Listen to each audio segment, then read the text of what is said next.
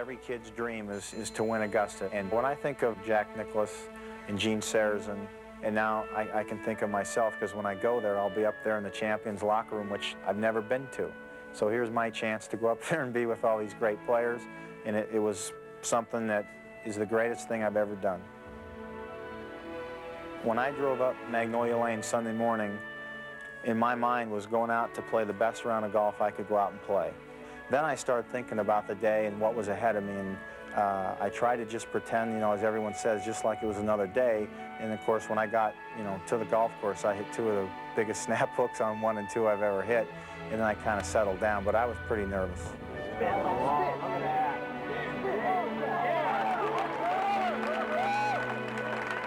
Couples at 9. Now it goes sideways. Hit it, you got it. That's the first of the day. When you hear things like that, it's more than hearing 60,000 people scream.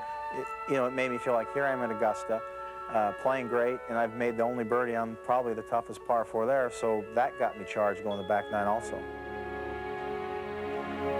Standing on the 12th hole Augusta is such a big shot anyway. And from the first time I've been there with Gabe Brewer telling me you aim over the bunker. If you pull it, you're better off than pushing it. And sure enough, I pushed the shot, and as I was watching, I was just thinking, what have you done? I about had a heart attack.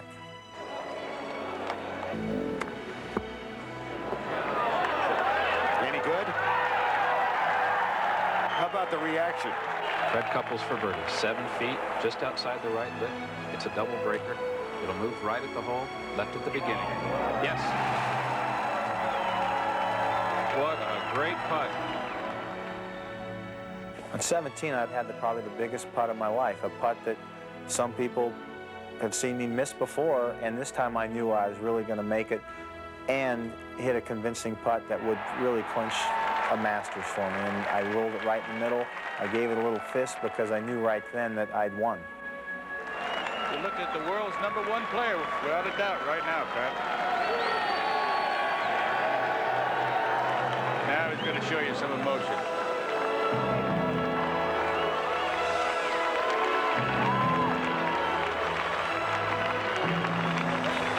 Playing it special, but winning it is something I'll never forget. It was the highlight of my life and career. If I never win another tournament, I have won the Masters.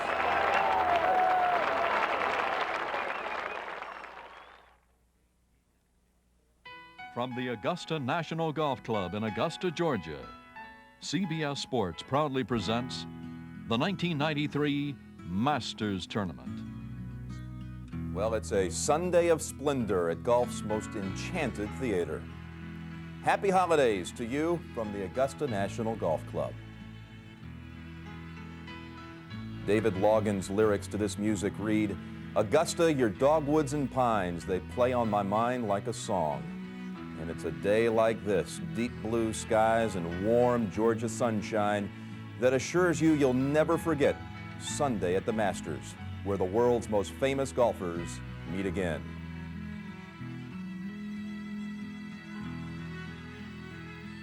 The weather is simply spectacular.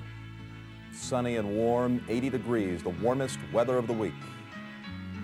And the action is heating up. Can you believe it? A 4-shot lead for Bernhard Langer is now down to 1. Dan Forsman, 3 under on the day, has just birdied the 7th to move within 1. Tom Lehman on a roll also, but this just seconds ago.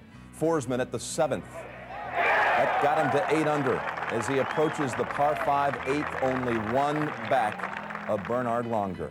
And Tom Lehman is 5 under today. Chip Beck has made 2 big putts for saving pars at 5 and 6. He's 3 off the lead. And John Daly eagled the 2nd today. He got home in 2 with a driver and a 6-iron, and John Daly cannot be ruled out. Olaf Fabel's playing the 15th. He's knocked it over to the green at the 15th in 2. It's a par 5, so he could have a birdie opportunity coming up. Seve's playing the 13th. That'll be a critical hole for Ballesteros, who is 3 under today. Scott Simpson, He's also in the picture at -4 with Steve Elkington right where he started. Lanny Watkins even par today. And Ray Floyd even on the front, -3. Russ Cochran has dropped a shot. And Fred Couples playing 16. Fred, the defending champion, 2 under today.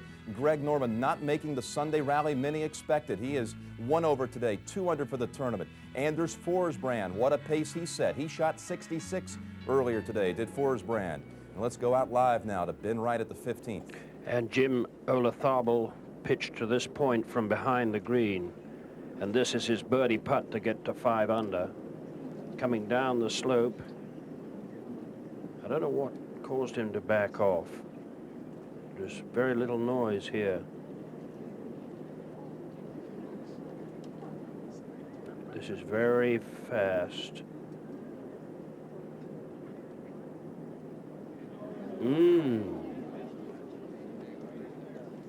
Well, he was obviously upset by something as we swing over to the 7th, the 360-yard par 4, very narrow, a plateau green that is very shallow. And that's Langer's second shot, and a mighty good one, but he's going to have to putt for a birdie straight down the slope of this green. Earlier at the 15th hole, just a few moments ago, this was Payne Stewart putting for an eagle. There have been 9 of them and now 10. And Payne Stewart goes to 4 under par, alongside Olatharbel and Ballesteros.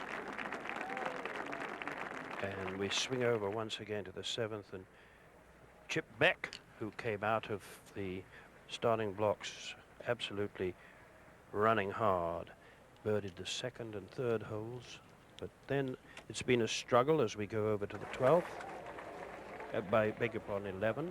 And the par putt of John Daly that keeps him at 5 under. An eagle and a birdie today with 1/3 of Amen Corner gone. We go to 7. And the second shot of Chip Beck. After that meteoric start, he's struggled a bit, but he's made all the par putts, and there's a great birdie opportunity for Chip Beck to improve his position to 7 under par. We go to the 9th. Norman for a birdie. Down the hill, breaking right to left. He just hasn't been able to make a move, Pat. Stop quickly. He had said yesterday he felt that he'd come out with a charge, and it just hasn't materialized. Missing greens, missing putts. Missed an 8-footer for birdie at 1, and then hit it short of the second hole, par 5, then pitched it over the green, then chipped it in for birdie. And from then on, it's been downhill.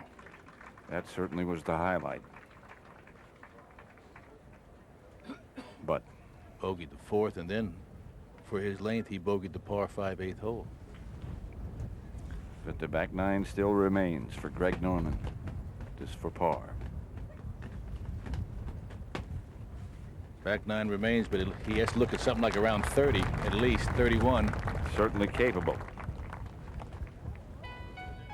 These players did not make the 36-hole cut, including 84 champion Ben Crenshaw. We'd like to remind our viewers of the continuing policy of the Augusta National to limit commercial interruptions to only 4 minutes per hour.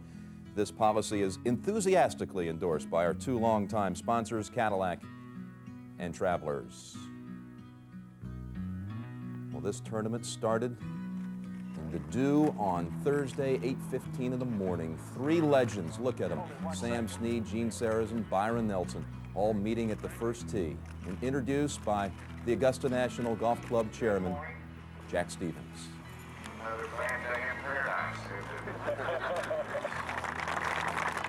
Then the wonderful tradition continued. Sam Snead, at age 80.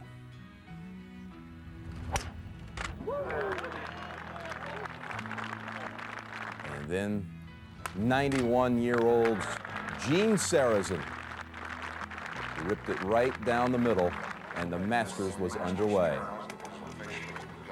Jack Stevens officially getting the tournament started Thursday morning in a grand fashion. And we go back out to the 7th with Ben Wright. The 360-yard par 4, dauntingly difficult little short par 4. It's yielded 41 birdies in the first 3 rounds, But it is really a great birdie opportunity if you can just keep out of the trees. Most players using long irons and fairway woods from the tee. And then a pitch to this plateau, this very shallow plateau, and the wind whistles across here, so the green is very, very dry and very fast down the slope that Bernhard Langer has to negotiate, leading by 1 from Dan Forsman, who's just birdied the hole.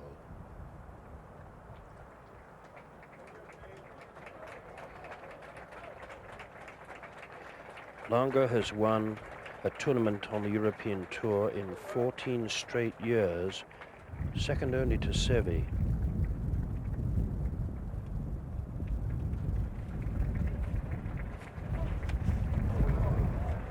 But they're not dropping for him. And Chip Beck is in position to get even closer and put more pressure on him. There you see that strange looking but very effective style of putting that Bernhard adopts, particularly for the short putts. He's had 3 bouts of the yips, the first at the age of 19. Very rare that players come back, and it's a testimony to his courage. Let's go to 14. Tom Lehman, second shot, 9-iron, 143 yards downwind. Started this morning like a cat out of the box. 4 birdies in the first 5 holes, and he slipped it here at 14. Great shot. Within 8 feet of the hole, Tom Lehman has a chance now to go 7 under and within 2, back to 7. And now the birdie putt for Chip Beck, straight down the slope. There it is. Creeping in the left-hand side door, but they all count. 7 under par for Chip Beck. And now back to Jim Nantz in the cabin. Thank you, Ben. Hi, everybody, and welcome to CBS Sports coverage of the final round of the 1993 Masters. Sunday at the Masters, no lead is safe enough. Bernhard Langer opened the final round with the largest 54-hole lead since 1980, and his 4-shot lead has dwindled to 1. Straight ahead, the most celebrated and dramatic 9 holes in golf. At day's end, someone here in the Butler cabin will be presented with the green jacket, emblematic of a Masters champion. We want to show you some of the action early in this round. Greg Norman missed the green at the second. This is 4th shot at the par 5 second.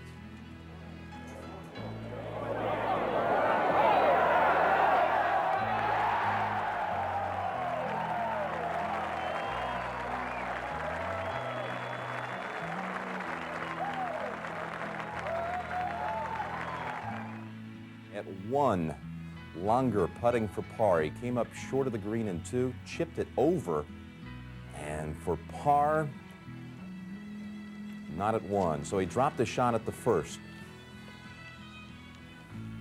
Meanwhile, ahead, Lanny Wadkins had this putt for birdie. Lanny, who was second here in 90 and 91, and a birdie at the second for Lanny Wadkins.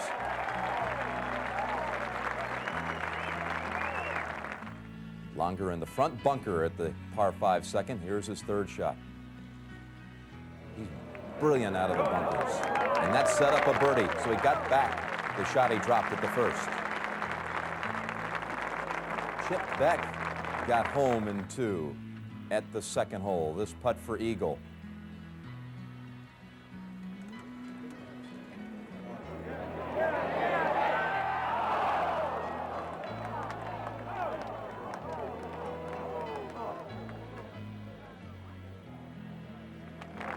Birdie for Beck and a birdie for Langer at the 2nd. At the 3rd hole, this has been treacherous today because of the placement. But watch Bernhard here.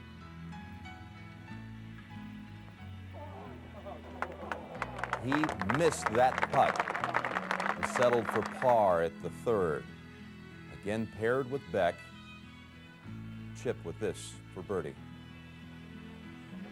And the All-America out of the University of Georgia moved to 7 under. And within 2, Dan Forsman ahead at the 5th.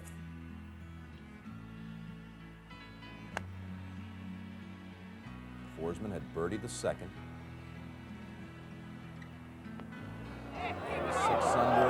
that shot would get him to 7 under.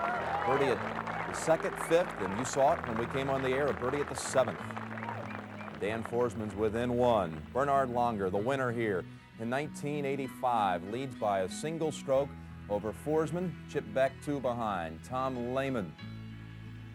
2 years ago, he was the leading money winner on the Hogan Tour, and now he's in contention at his first Masters as we go out to the par 5 8th. And obviously in contention, Dan Forsman. This par 5, 535 yards. Green's kidney shaped, wraps around that hill on the left. This pin is an extreme back portion of this green. Forsman can hit it straight up in the air. There's a slope about 10 feet short right there. That's going to be perfect. Beautiful golf shot right there by Dan Forsman. Enormous length. Good for this golf course. Let's go to 14. Tom Lehman for birdie. Oh, and so many players have missed that below the hole. Lehman, the first one to miss it above the hole. And this 14th green that baffles players time and time again claims another victim. Lehman, though, 5 under for the day, up to 17. Here's our defending champion, Freddie Couples. This is for a par, and he is going to bogey the 17th hole. He was 2 under par for the tournament.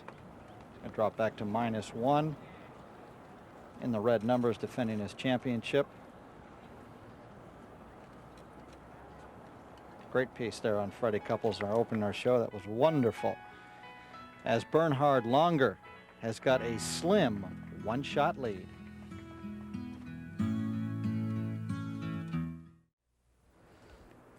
Some thought Bernhard Langer might run away with this golf tournament, but this putt could tie Dan Forsman for the lead. Out to the 8th with Gary McCord.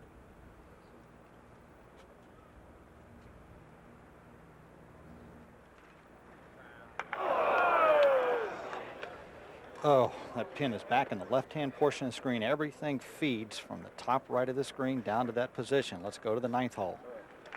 Russ Cochran down at the bottom of the hill, a huge tee shot. That, of course, Dan Forsman.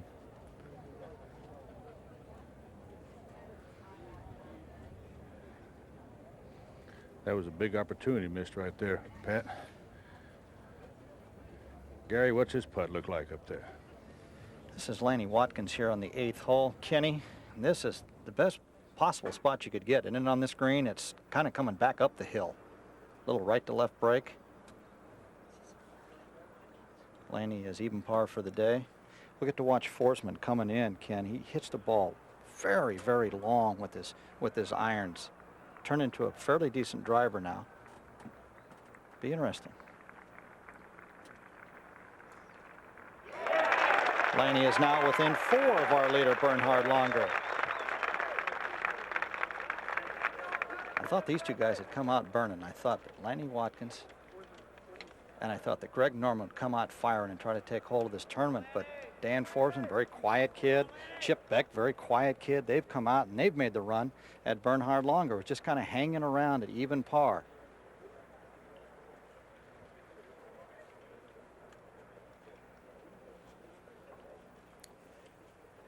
Well, Bernhard Langer said to me yesterday, he will not look at the leaderboard until he makes the turn. He will not take a peek, he said, until after 9 holes. So perhaps he has no idea his lead is down to 1. Let's meet the gentlemen who are describing the action in the final round of the Masters. Long and difficult par 4 10th hole, where, according to Masters lore, the tournament begins when the leaders approach this hole. I'm Vern Lundquist. I'll be at the long par 4 11th hole, the hole cut today in the back left, which brings the pond into play. I'll also be at the pivotal par 3 12th, 165 yards, the hole cut in its traditional Sunday placement, back right. I'm Tom Weiskopf, and I'll be on this beautiful, aesthetically dramatic risk-reward situation at 13, par 5, dogleg to the left. Birdies and eagles will surely fly here today. I'm Bobby Clampett. I'll be at the uphill dogleg to the left 14th to 405 yards. The green on this hole is the distinguishing factor with the large slope that fronts this green, and the pin, traditionally in its front right position, the slope will surely claim a few victims today. And I'm Ben Wright. I'll be reporting the play from the 15th hole, a 500-yard par 5, where the green is easily accessible in 2 shots today. And I'll also be covering the 16th hole, which is a 180-yard par 3. I'm Gary McCord. I'll be on the 17th hole, a straightaway uphill par 4 of 400 yards. The pin placement today is in the back right, the most difficult pin placement on this hole. And I'm Pat Summerall. I'll be at 18, a very difficult par 4. 405 yards, and today the pin is down front on the lower plateau. Yesterday was a combination of mental and physical errors by almost the entire field. Playing conditions were very difficult. The wind, pin placements, and the speed of the greens took their toll.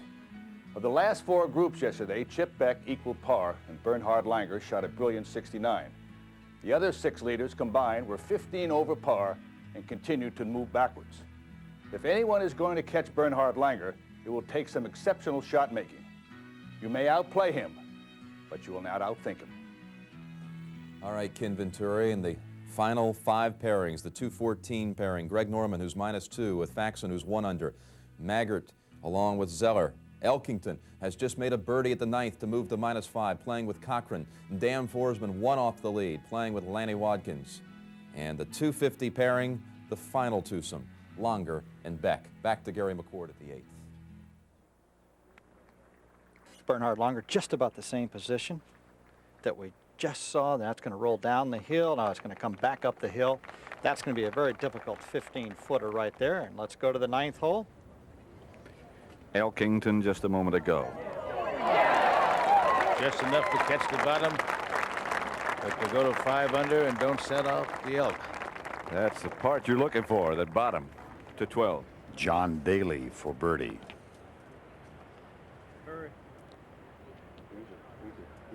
He's at 5 under. And he'll stay there. 2-8. Chip Beck. They cannot see this flagstick whatsoever, just the top of it. Big ridge running left to right. There it is right there. They know exactly how far the yardage is, though. They're probably about 85, 87 yards of that pin placement from where they were. Not too many guys are reaching this as the wind, you can see right there, is blowing left to right. Starting to pick up out here a little bit. The greens are going to get a little crusty. They're going to get real fast.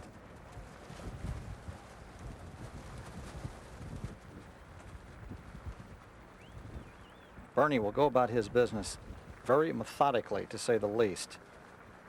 Not the fastest of players. In fact, he's probably one of the slowest out here in the top 5. And Chip Beck, slow player, but is getting much better in his speed on the tour. We've got some new guidelines on the tour, but those rules do not hold forth here at Augusta. And let's go to the 18th hole. And the tribute for the defending champion, Fred Couples.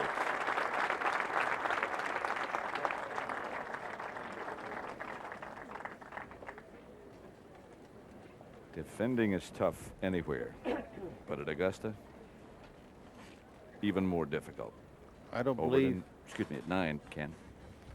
Oh, I was just going to say before we went out, I don't believe you can find finer galleries than you do at Augusta. No, National. you can't. Lanny, 220 yards. I would call this not much of a chance.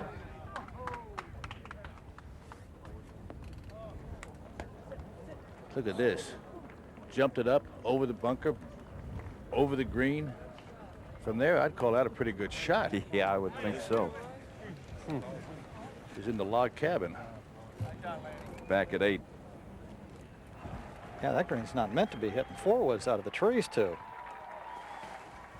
Okay, you're going to watch Bernie go about his business today. He will not hit it until he's ready.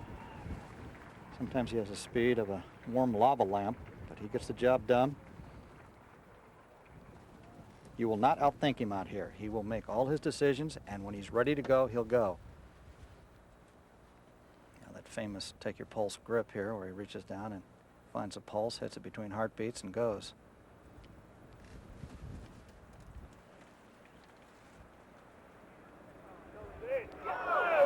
And you can see he's just finding the edges, Nothing going on. Everybody's starting to get a little closer, and let's go to 9.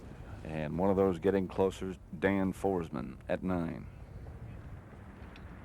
Pin today only 40 feet from the front, but 25 feet of that green is not being able to use. So you've got to put it behind the hole and try to draw it back, even though you're going downwind.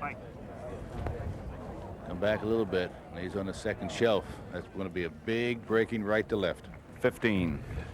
forward for Tom Lehman, the pace setter. At 6 under, he's asking for the wind, and there isn't any, and that betrayed him, and that's way over the green.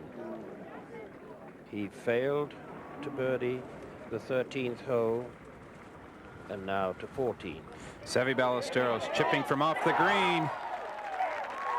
Mr. Ballesteros is on a roll. 4 under par for the day, 5 under for the tournament, and coming to the par 5 15th. Back in the hunt, back to 8. Oh, it's starting to get fun. Chip Beck. Move within 1. He's got the line. It's going to go left. You could see him mouth to himself, I just pulled it. He knew the exact line. He was on the same line as Bernie and just pulled it. Chip Beck, very consistent ball striker, wonderful putter. Won't give up. Will never, ever give up on you. And let's go to 18. Fred Couples just finished with a bogey. But a very courageous defense.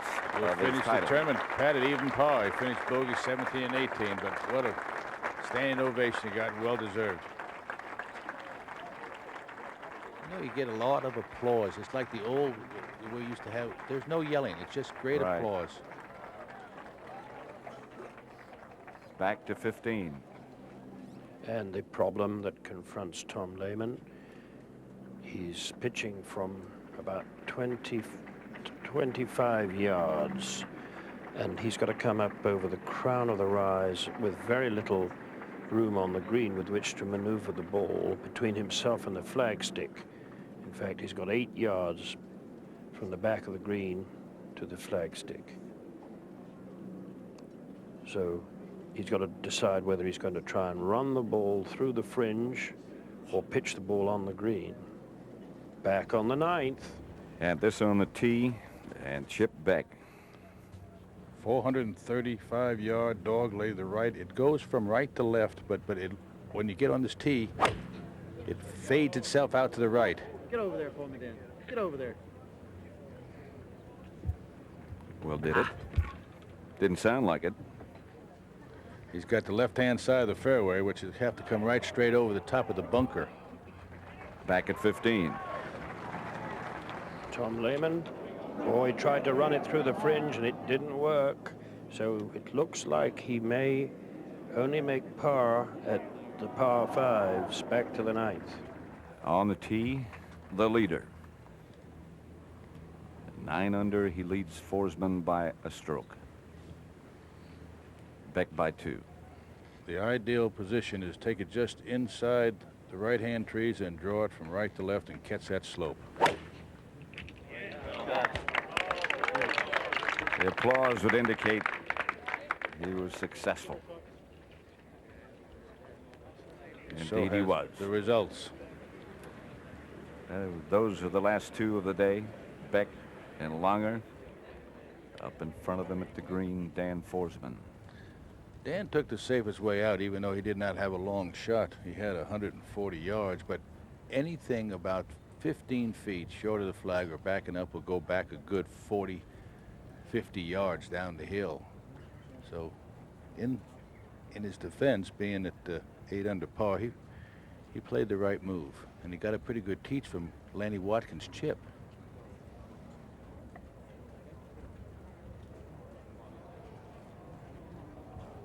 Pretty good lag that had about a 6-foot break on it.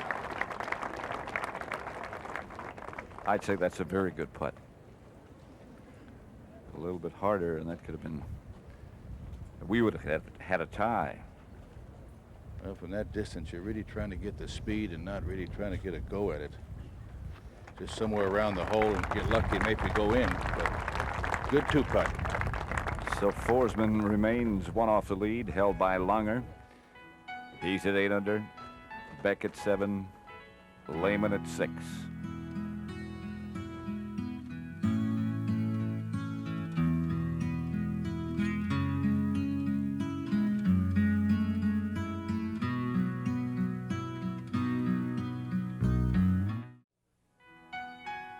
While Langer is even par on his round today, birdies abound at Augusta National today. Low round of the tournament fired by Forsbrand with a 66. Faldo shot 67 to finish +5 out to the 9th. That's an All-American 4 there, Pat. By Lanny Watkins just a moment ago, 1 under today. He looked up at me and he threw his hands up. He says, "Up." And now Langer checking the yardage and the wind, and this is 10. And Steve Elkington's effort, albeit not a very aggressive one, for his birdie at 10. Hit a fine approach shot from 195 yards, and you really hate to make that poor of an effort after such a superb approach shot. Elk currently 5 under, and while he marks, we'll go back to 9 and watch Bernhard make his club selection. Which he hasn't done yet, Peter. Well, the 9th hole and 18th hole are playing shorter because of the wind, but makes 10, 11, and 12 difficult because you're in the wind. And let's go to 15. Where Tom Lehman has this par putt to remain at 6 under, but mightily disappointed with his play at the par 5s coming home. In fact, he's not made anything but pars on the inward half, having had a 31 to the turn back to the 9th. And Bernhard Langer still hasn't chosen the club to 12. Raymond Floyd on the tee, and when Bernhard Langer won here in '85, this man finished tied for second. And experience shows. Raymond, the winner in 1976, had a second-place finisher in 2 of the last 3 years, but he just bogeyed the 11th, and we go back to 10. And a view from the tee. The perfect tee shot goes right down that mower cut line that Dan Forsman has his ball teed in, and then turns left. It will catch a massive slope. This tee is some 92 feet higher than the green. Now it'll catch the downslope, run all the way down, and he is in perfect position. And we'll go to 9. And now Langer has finally selected his club. 130 yards. It'll probably take the same exit past the hole. Don't leave it short. Good move. Good move. Beautiful shot. As we said, maybe you'll outplay him sometimes, but you won't outthink him. It took him a while. He came up with the right shot. Now Chip Beck. Chip Beck a little bit more left, has to come right over the top of that bunker, as you can see. Ideal shot here, if you want to take the chance, is to take it in left to right, make the ball spin right when it hits the green. Oh, beautiful. Come on, darling. He likes it. He just took the bunker out of play, made it safe, put it on the lower level, and he'll be about 20 feet. Satisfied, but certainly not overjoyed. To 10. To save his par and remain at 5 under par, Steve Elkington. The 10th green has really posed a problem for the players this week. Its speed, I think, is a little bit out of whack compared to the other greens. And we'll go forward to 16. The leading player on the Hogan Tour in 1991, Tom Lehman, who made a lot of money last year on the main tour, but searching for his first victory on the big tour. It's 180 yards to the flagstick, and the wind is mostly in his face, quartering from left to right. From Minnesota. Now domiciled in Scottsdale, Arizona. Thought he'd got the game for the Masters, and he's absolutely right. That's a fine shot on the upper tier, which still will give him a very, very tricky putt. What a great first Masters to 13.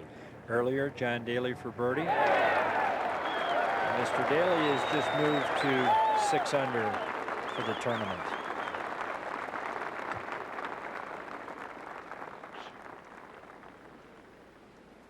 Back to 9, Pat and Kenny.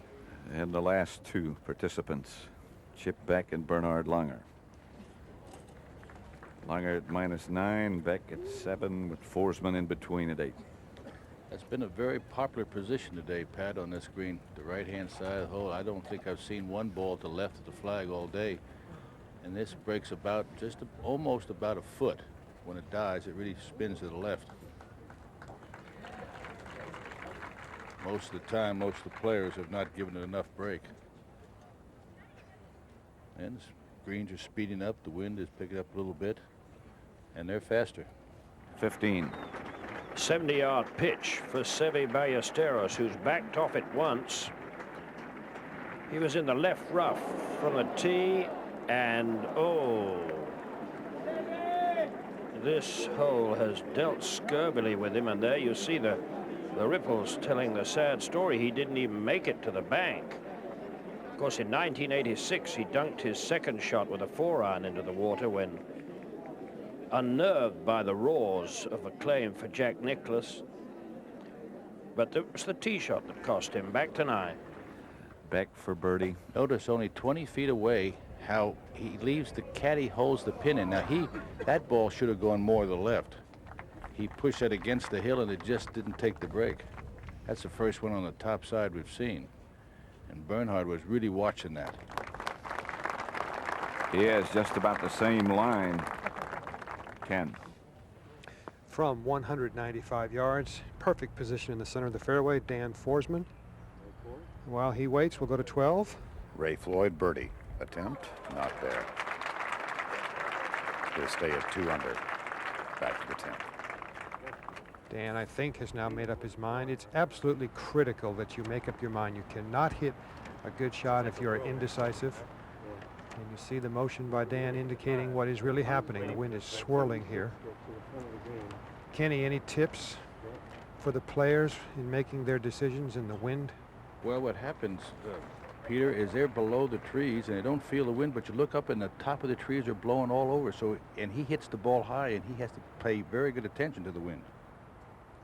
Ball slightly above his feet.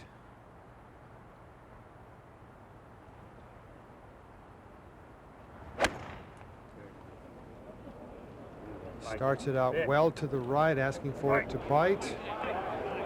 Bite it does. A fine golf shot, some 20 feet above the hole. So Dan Forsman obviously made the right club selection and also executed a fine golf swing. Beautiful look there, the 10th hole. Kind of symbolic of most of the holes here at Augusta National Golf Club. Very hilly, a lot of uneven lies for the players. And we'll go back to 9 and Bernhard's putt. For birdie. No. He 3-putted the first hole, made a short putt for a birdie at 2. It has made absolutely nothing. Has had some marvelous opportunities, and that is one like just giving it away. They say Patty won't look at the scoreboard. He'll look at it now. He has to take note of where everybody is and what he has to do. He knows he leads by 1. And Forsman is his nearest pursuer. Then Beck. And then Lehman and Daly at 6 under.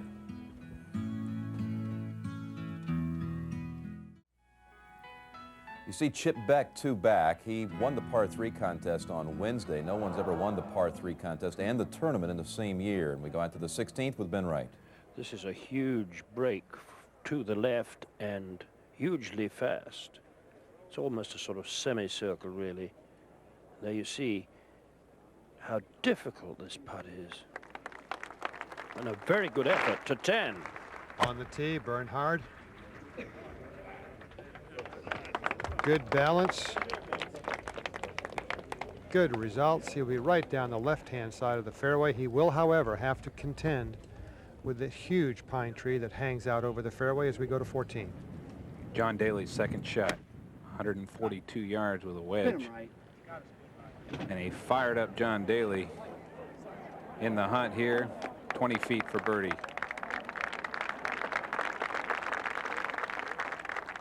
Up to 16. Tom Lehman for par to remain at 6 under in the hope of posting a frightening early total. Oh, No, that's not a gimme either.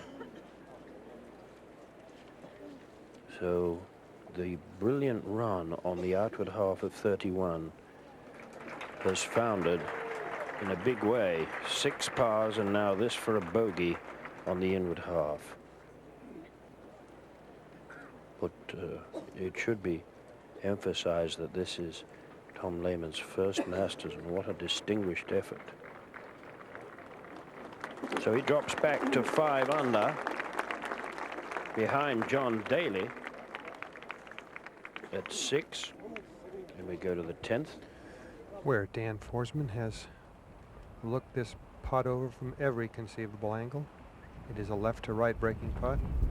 Visually it appears to be downhill, but actually slightly uphill.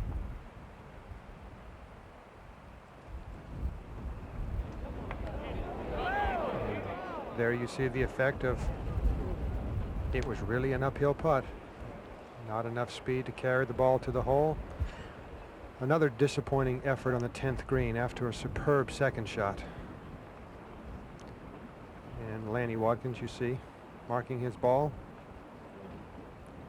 Look at this, 44 rounds at par or better in the first round, and today, albeit there are fewer players in the field, only 18 rounds at par or better so far, or yesterday, I'm sorry. Lanny has this to save par. He had hit the trees to the left with his tee shot, had 265 yards left. And if he makes this, will have played the hole identically to Greg Norman, who also made par. Ooh, he slides it in the right side, and Lanny Watkins remains at -5. Has to be happy with a par after his tee shot.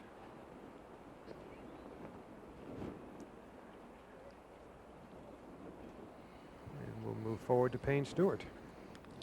Payne has this for par. He goes to the top of the green. Difficult to get the first one close. Good par, finishes at 3 under par. Round of 69 today.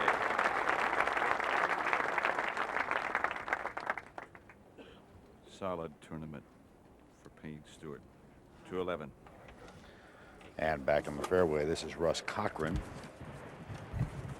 Fellow competitor is Steve Elkington, the 11th of 455-yard par 4. Prominent feature, of course, is that well-known pond to the left. Greg Norman was just in and out of the pond. And now Cochran from 190 yards away. And again, you see the effect of the swirling winds. We go to 14. John Daly with a big right to left breaking putt for birdie. Good effort. Back to 11. And Cochran, middle of the fairway. Hole is cut back left some 30 yards from the front of the green. And that's in the front right edge. Back to the 10th. Where Chip Beck has 210 yards from the right-hand side of the fairway. Pin cut almost in the dead center of the green. Wind is freshening at the green slightly from Chip's right to left.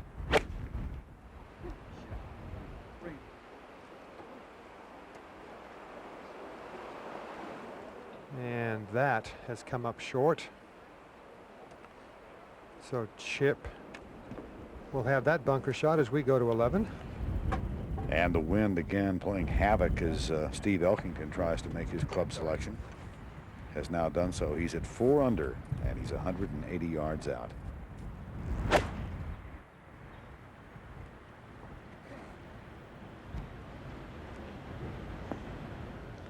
Good shot. Right side. Vern, you don't see many people firing that flag, do you? No, Ken, not at all. To 10. Bernhard Langer, 180 yards, has to take it in low to negotiate that big overhanging pine tree. Has pulled it slightly, but it stays up. He's okay. The ball stays. And Bernhard walks to the 10th green, holding a slim one-shot lead as the real part of the Masters begins, the back nine on Sunday.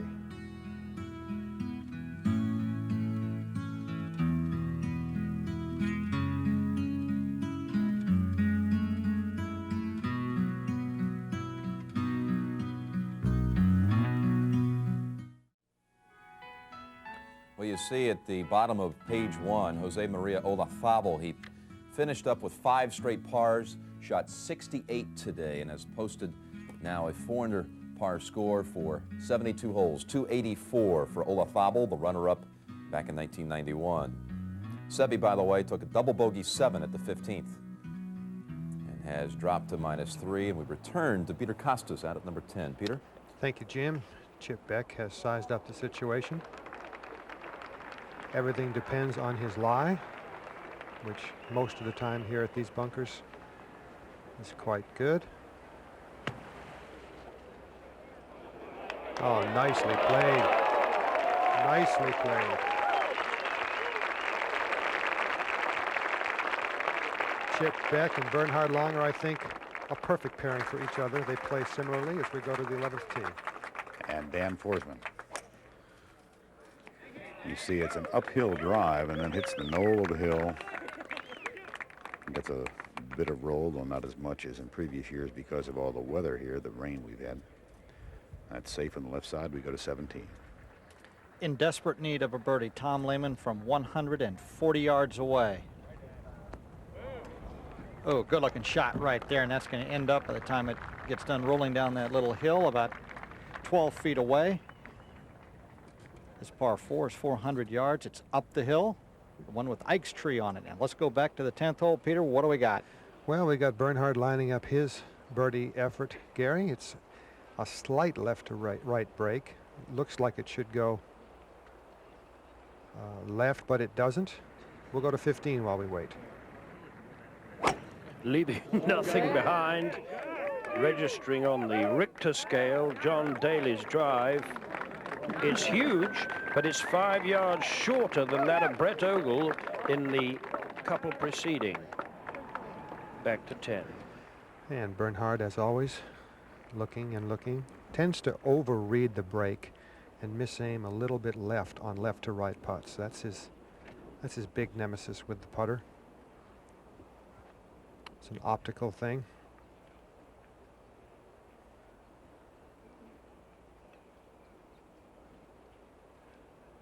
Takes plenty of time to ingest all the information he needs, but once it's time to play, he does it relatively quickly. A couple of practice strokes, feel his distance, let it happen.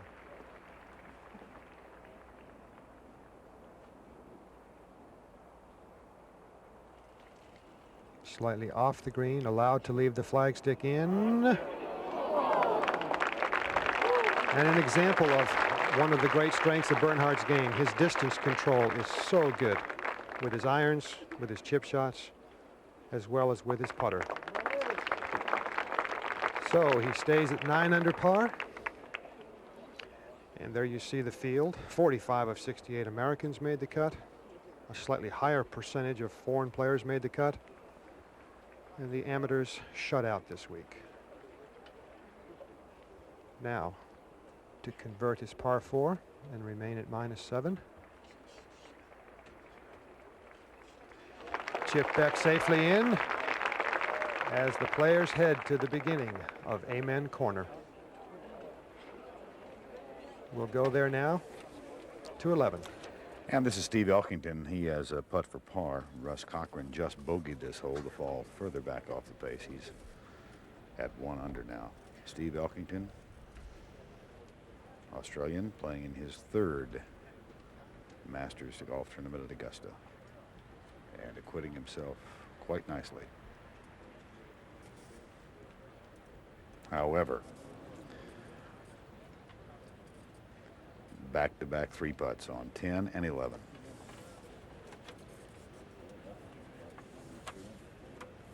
So bogey for Cochran and a bogey for Elkington. We go to 16. Seve Ballesteros virtually turning his back on the hole, putting it away from the hole, and here it comes swooping down the slope. What a marvelous touch. Unfortunately, he's been scuppered by yet another double bogey at the 15th hole, which has not been a friend to him over the years on too many occasions. And back to the 11th. Dan Forsman, 210 yards out. He's on the left-hand side of the fairway. And Ken was talking about not many players going at the flag today. It was Ben Hogan who once said, if you ever see me on this green into on Sunday afternoon, you'll know I missed my second shot.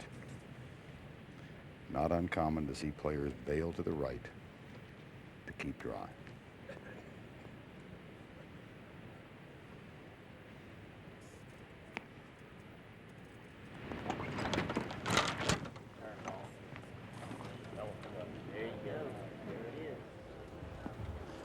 Well, that's almost terrific.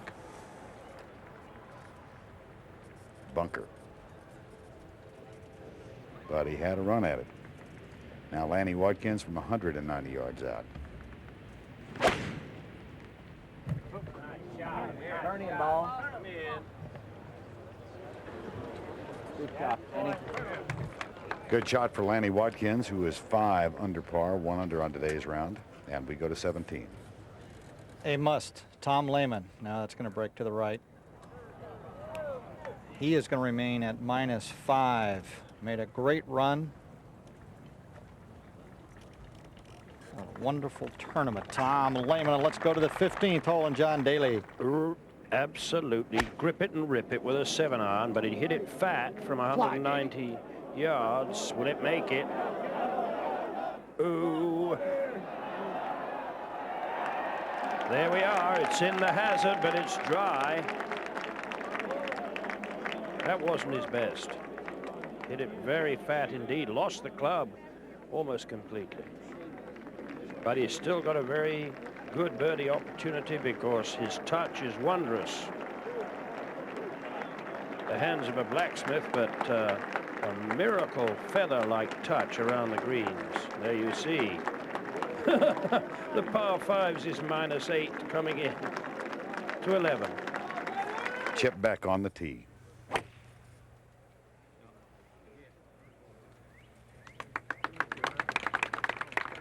Takes it safely down the left side. And in good shape. Now Bernhard Langer. Began the day at 9 under with a 4-shot lead. Still at 9 under, but the lead is diminished. It's at 1. He opened with a bogey at the first hole, birdied the par 5 second, and has had a string of pars, and that is not unexpected. Langer, who won here in 1985.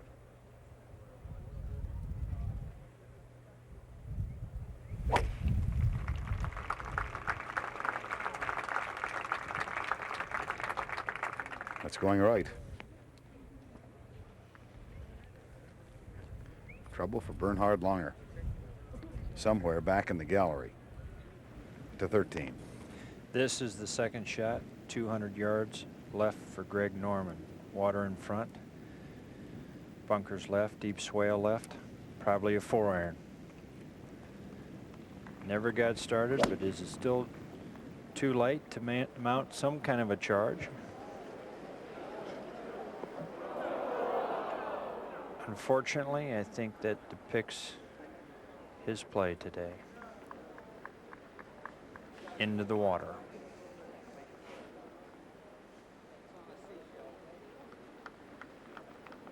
Back to 11. And the third shot of Dan Forsman. Oh, that is just terrific. Just wonderful. He cannot have helped but notice the presence of the pond not too far beyond the hole. Dan Forsman, terrific sand shot. We go to 15. And John Daly to chip the ball up the slope.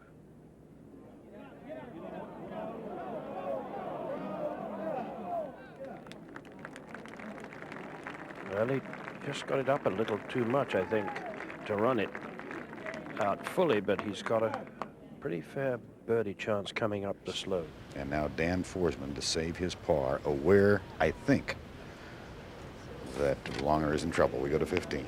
John Daly has missed his birdie putt and remains alone in 4th place at 6 under par, but obviously a very fine opportunity has gone begging when you're hitting as little as a 7-iron into the green. Back to 11.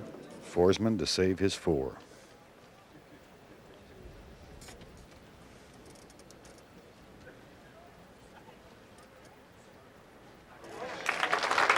For the moment, he stays 1 off the lead.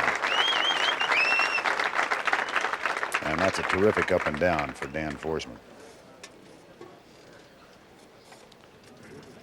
Back in the fairway, Bernhard Langer, who is safe but has 190 yards. Lanny Watkins got his par 4 and stays at -5. And we go to the 12th hole. That was Steve Elkington, his birdie attempt, and Steve Elkington stays at 3 under par with a par 3 here on the 12th hole.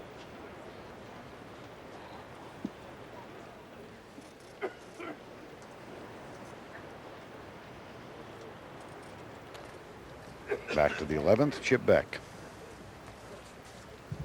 from 195. Left-hand side of the fairway. Ken, anything significant about this shot?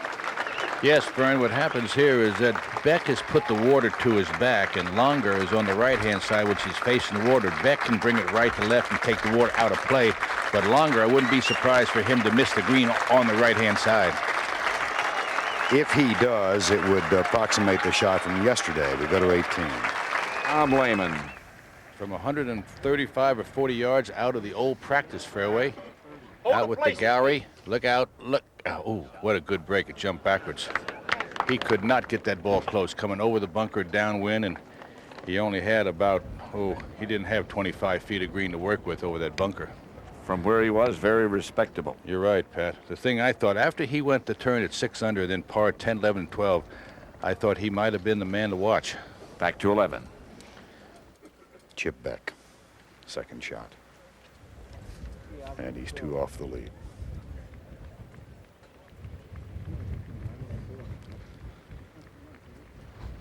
Wind appears to be directly at him.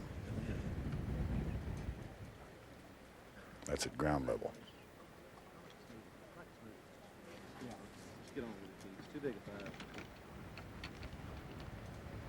Where they have that pin today, Vern, there is not a chance of anyone firing at that flag. I can't imagine.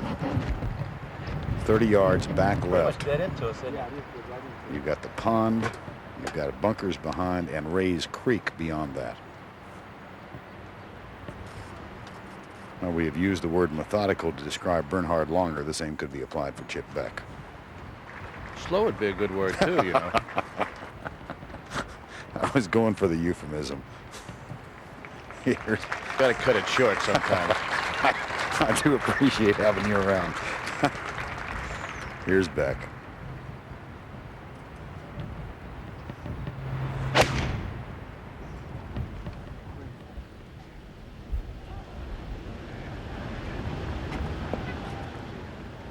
Safely right.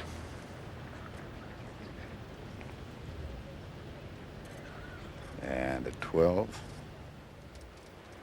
Lanny Watkins. That's a good shot there. Good. Certainly was. Fine shot. To 16. John Daly, alone in 4th. Pushed it. Oh, that is going to be some difficult shot out of the right-hand bunker to 11. And after a rather lengthy wait, Bernhard Langer. 190 yards out, 6 iron.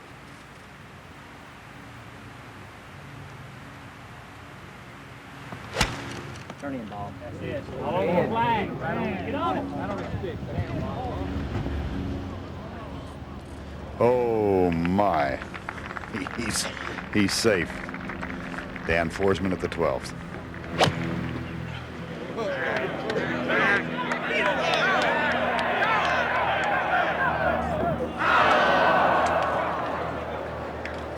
Water.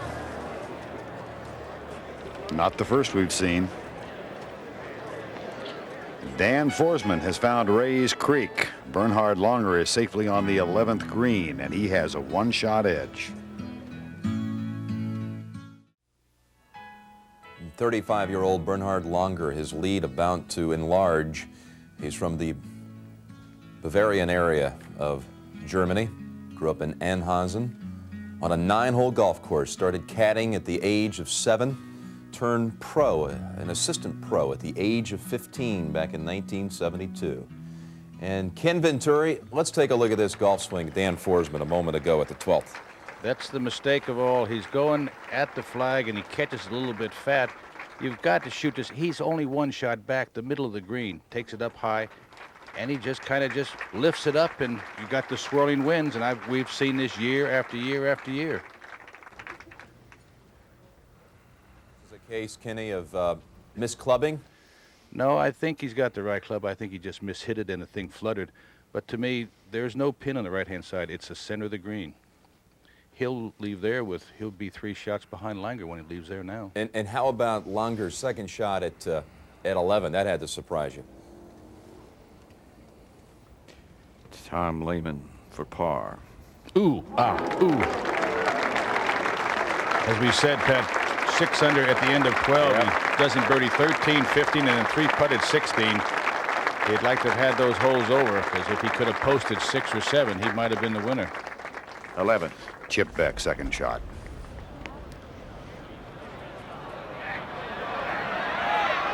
Well done. Third shot, beg your pardon. Second shot to the right. And if Dan Forsman's problems weren't large enough, he's had to wait now before he hits his third shot because of the adjacent nature of the 11th green and the 12th hole. So Langer looks back, having come close on his second. Now here's the third shot for Dan Forsman. Now you go back to the opening of our broadcast today. Freddie Couples talking about what he had learned or been told. Always take it over the bunker on the 12th hole. He didn't last year. Got the miracle when it stayed up.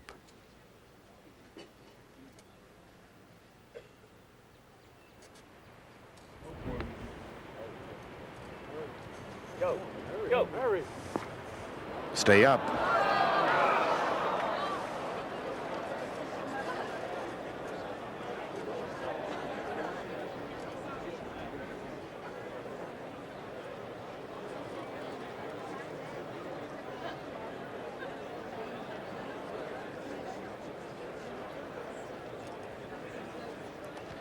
Bernhard Langer can see every agonizing shot that Dan Forsman is taking. He's hitting 5. I feel he's a little too far back, Vern. I'd like to put it up a little bit closer and get yourself a sand wedge and nip it a little bit. But that full shot there, you're still going with the swirling winds.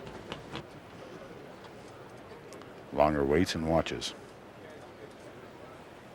After watching Forsman, what he's doing now, after Forsman leaves here, it's going to turn into a match play between Langer and Beck. Mm-hmm.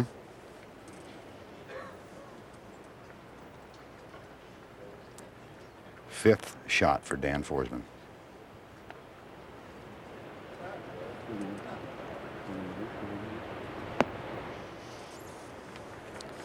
At last, and much, much too late.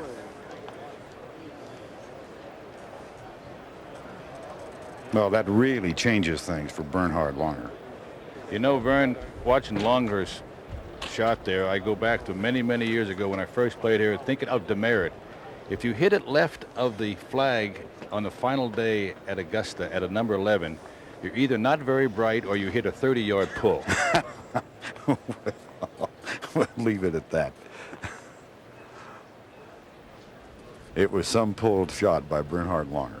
That didn't have far to go before it found the water, did it? Not far at all.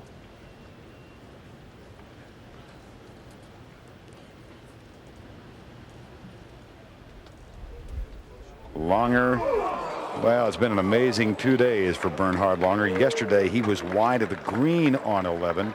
Russ Cochran was within birdieable range, 4 feet away, missed the putt. Langer chipped in from 60 feet for a birdie. And today, he watches as Dan Forsman takes 5 strokes to reach the 12th green. Now Chip Beck.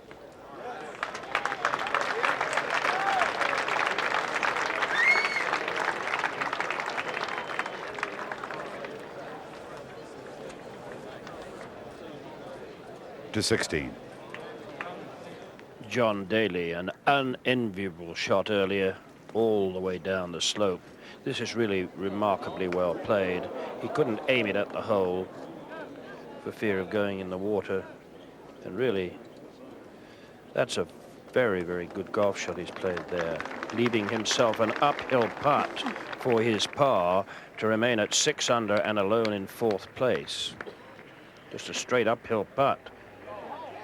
Oh, so John Daly fires and falls back to 5 under par, and it looks more and more like match play to 12. Boy, this much longer afternoon than expected continues for Dan Forsman. This is his 6th shot on the par 3. 43 double bogeys or worse so far this year, and this will be the 43rd.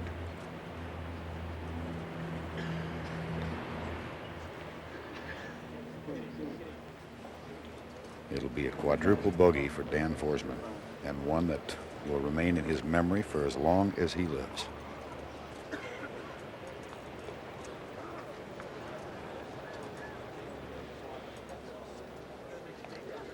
He's gone to 4 under par. The 12th, pivotal, yes. Treacherous, indeed. 30 birdies, 58 bogeys, and 42 others. Nick Faldo had a 7 here 2 days ago. 43 others. Richie Zockel took an 8 here on Friday rather. Bren Crenshaw had a 7, but none as costly as that just encountered by Dan Forsman. And now, after a very long wait, this is Lanny Wadkins for birdie.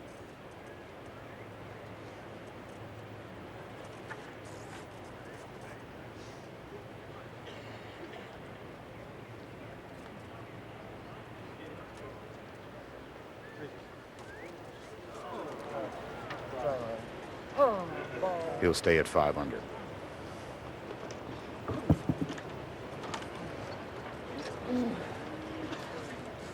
One under for today's round.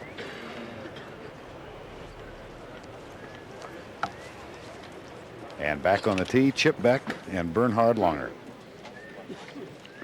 A two-shot edge now. You know, Vern, all it is now is that Langer, as he said, he wouldn't look at the scoreboard. All he has to do now is keep his eye on Chip Beck. That's right, Ken, and there's the match play element that you suggested. Beck thus far, 2 birdies. There were only 4 birdies on this hole yesterday, and Chip Beck had 1 of them from 35 feet. Even though he's 2 shots back, Vern, I still would not aim this ball at the hole. He's got 6 holes left after that. I would not fool with that hole, middle of the green, and get out of there. Including the 2 par 5s, Ken.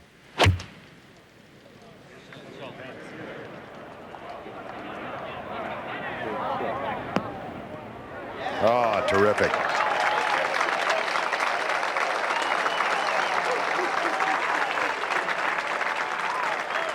That's makeable.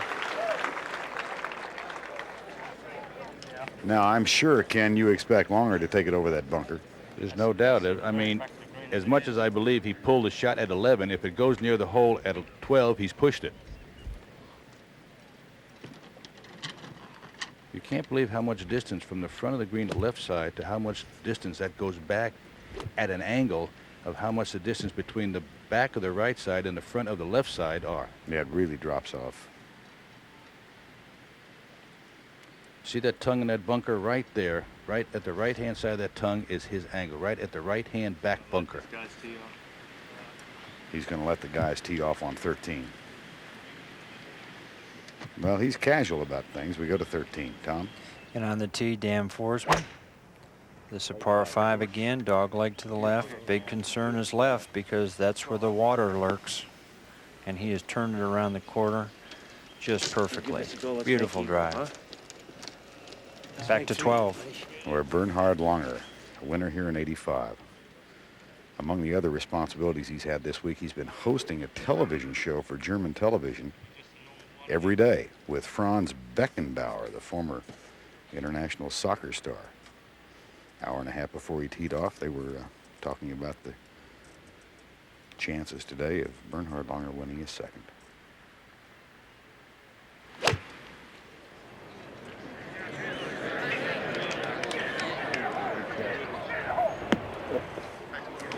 That's okay. Although a little surprising. Well, long is fine there, Vern. Anything short, you know, you're down in the water. Exactly. So he's in the middle of Amen Corner, is Bernhard Langer. Even par for the day. The lead is now at 2. And we go to 13. This is the third shot, a pitch from Russ Cochran from about 70 yards. What a beautiful shot that was. That was earlier. This is the putt that remains for birdie. Great birdie there. Fine execution. Forward to 17. John Daly from 120 yards.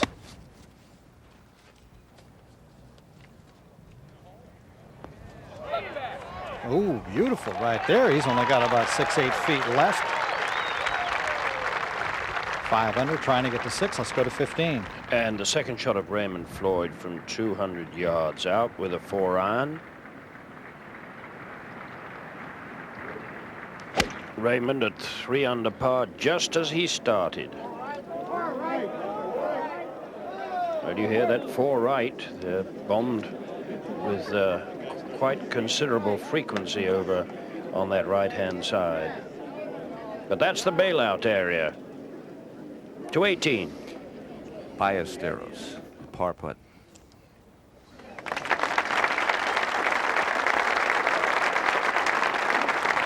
Seve made some noise until the he got flame to went out. 15.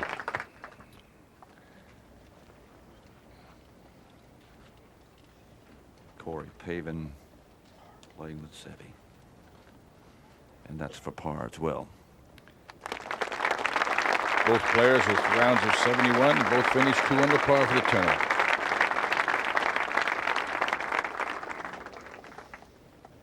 Over to 12. Where Bernhard Langer will be the first to putt. Langer, who is just off the back, may choose to chip, probably will. A little farther back than we thought. And we'll take his time.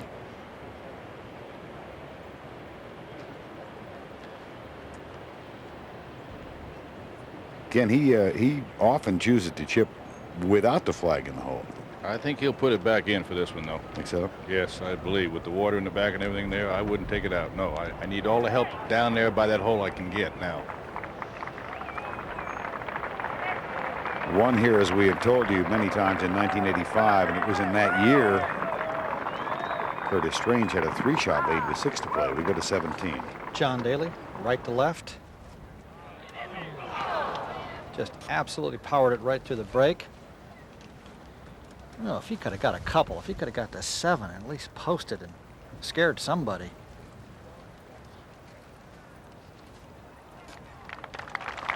Let's go back to 13. Earlier, the second shot from 225 yards from Lanny Watkins. And what an excellent shot this was. Well played. Exactly where he had to play to from that lie. Don't count him out either. Now Dan Forsman, huge drive. 195 to the flag. 180 to carry the water that protects that flag. Probably a 5-iron. Wants to play left of the hole. Left center of the green is the target.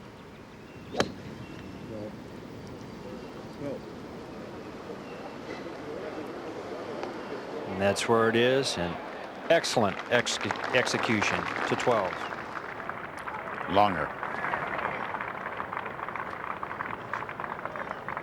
Well. Tried to help it a little too much. So we're looking at a possible 2-shot swing here on the 12th hole. As Chip Beck, with 2 birdies in the last 3 days, if he can make this, just imagine the thoughts running through Bernhard Langer.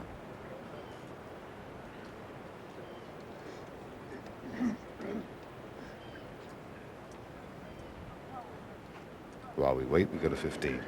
And a little chip from Ray Floyd. Just a little too strong.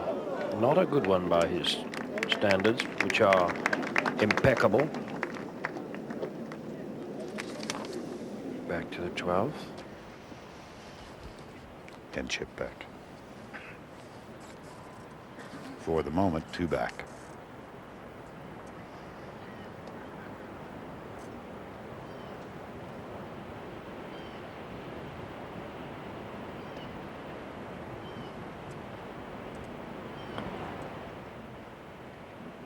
No.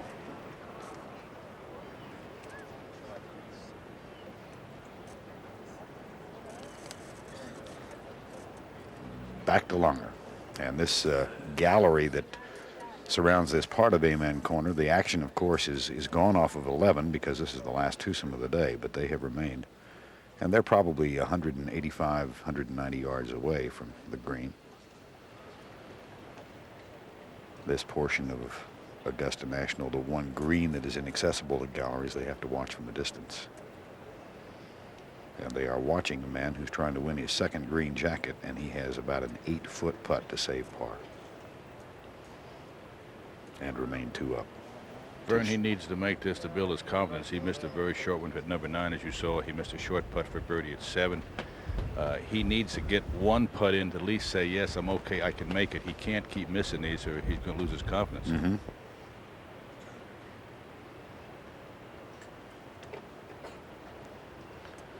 Ken, any idea what this will do? You saw Chip Beck drift off to the right.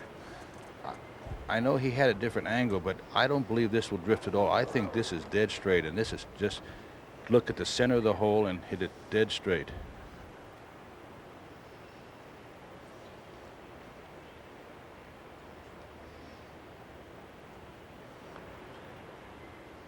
He did.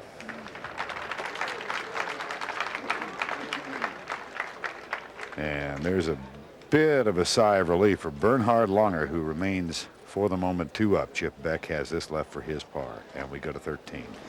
From 35 feet, eagle opportunity. Lanny Watkins. Big break now to the right.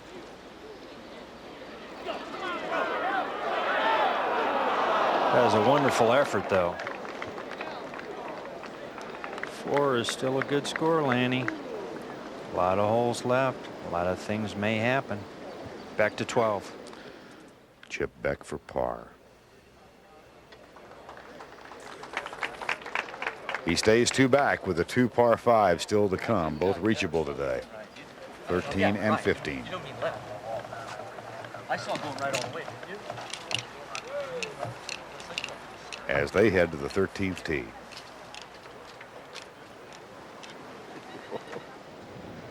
We go to 15. Greg Norman, 225 yards out, 1 iron. And what a disappointment for him. Currently 2 over par.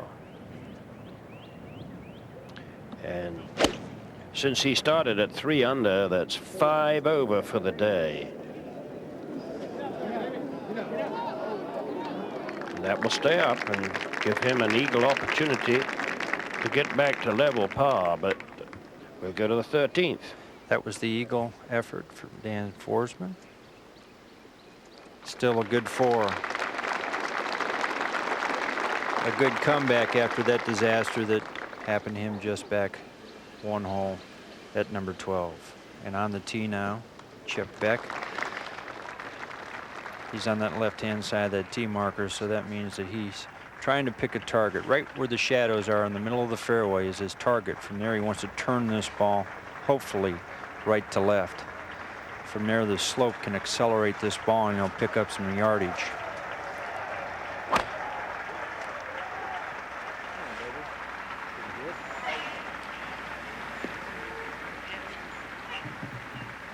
Good drive.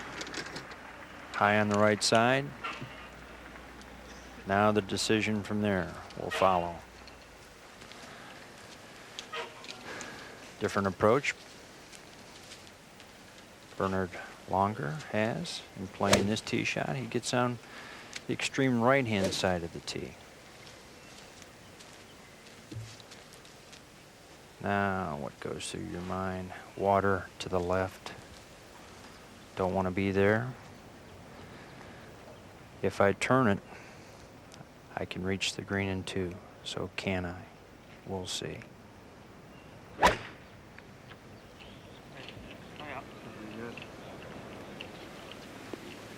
Oh, what a good drive that is. Decision time again. Now he has the advantage because he is in the flat part that exists on that side of the fairway. So as they cross the bridge, this is the final round. The 1993 Masters, Bernhard Langer with only a 1 or 2 shot lead, I'm sorry.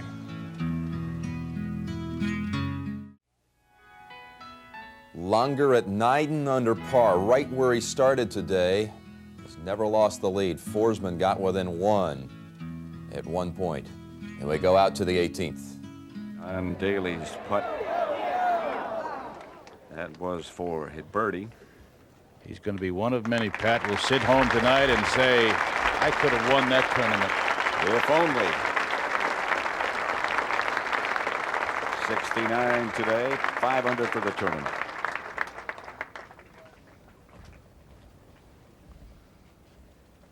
Boy, when you think you got a 7-iron to the 15th hole and you only make par and then you bogey 16. If he could have posted 7 or 8 and let him look at it. Langer is up by 2 over Chip Beck, and they are playing together the last 2 of the day. Lanny Watkins just in front of them with Dan Forsman to 13. 15, sorry. And Greg Norman at 2 over par, putting up the slope of the screen for an eagle 3. There have been now 10 eagles, but only 1 today. That of Payne Stewart, 1 yesterday. Anders Forsbrand.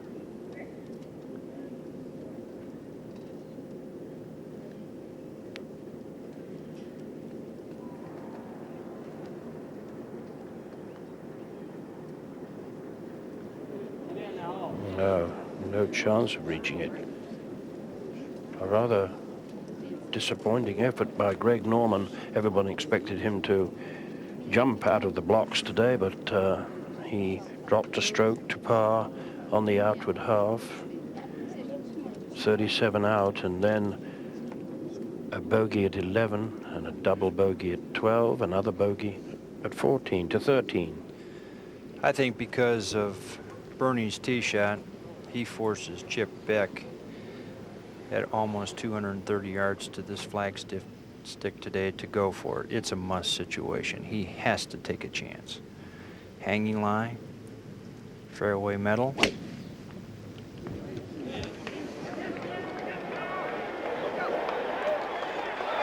That is a fantastic golf shot.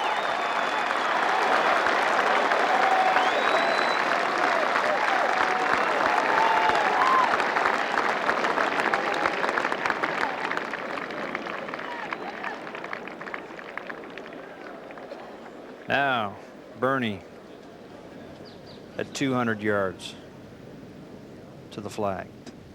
Just 185, though, to carry the water. Probably 4-iron, possibly 3, but I think he'll hit a hard 4 and turn this ball. His bailout is the entire left, anything left of the middle of the green.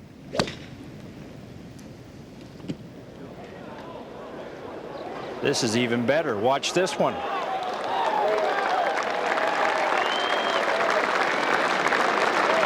Great golf shot.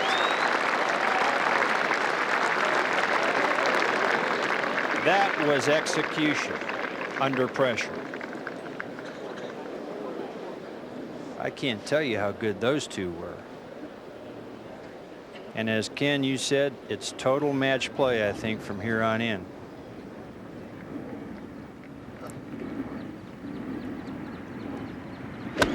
Dan Forsman from 140 yards, second shot. And a good one. Dan trying to make amends for the big mistake at 12. Birdie at 13, now in position to birdie the 14th.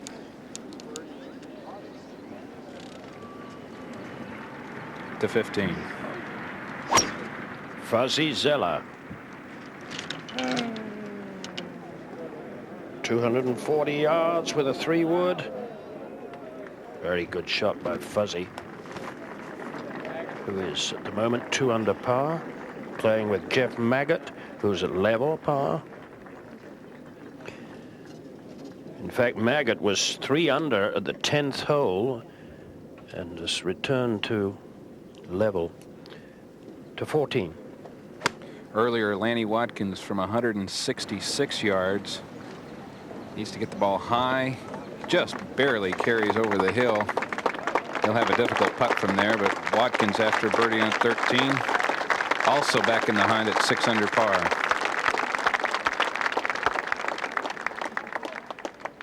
And there the applause for these two fine players to 13.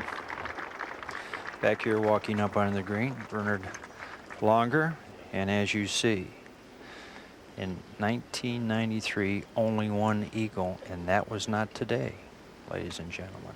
No eagles today. And I think the reason this hole is playing so difficult, combination of things, the wind has really forced its magnitude, especially yesterday, into the player's face, crossing this hole all the way, and makes the hole play much longer. But years ago, the green contours have been changed, and a very deep swale is just to the left and behind this green, so there's almost no bailout, no recovery. Gene Sowers is the only one to walk off this week with some crystal so far. This is almost a do-don't situation. You talk about 2 important putts for both players. Tommy, the thing about Gene Sowers making an eagle there, before that he birdied 11, 12, and eagled 13 on Amen Corner, played at 4 under.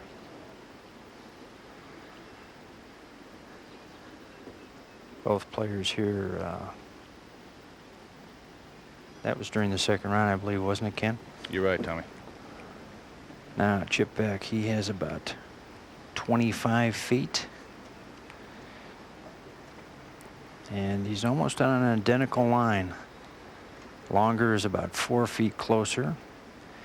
Everybody has missed this putt today to the right. They have believed in their own minds that this putt can't go to the right, and it will. But first of all, forward to 14. Lanny Watkins downhill for birdie to get to 7. So close. He thought he had it. Great effort. Watkins, who finished 3rd here at 1990 and 91, would like nothing more to win his first Masters coat. That could have been a critical blow to 13. Now, Chip Beck, 2 behind the leader, Langer. His eagle opportunity. He read it correctly, just ever so slightly easier, and that would have been center cut. Great putt. Boy, what a second shot and what a good putt. Now you talk about maybe slamming the door.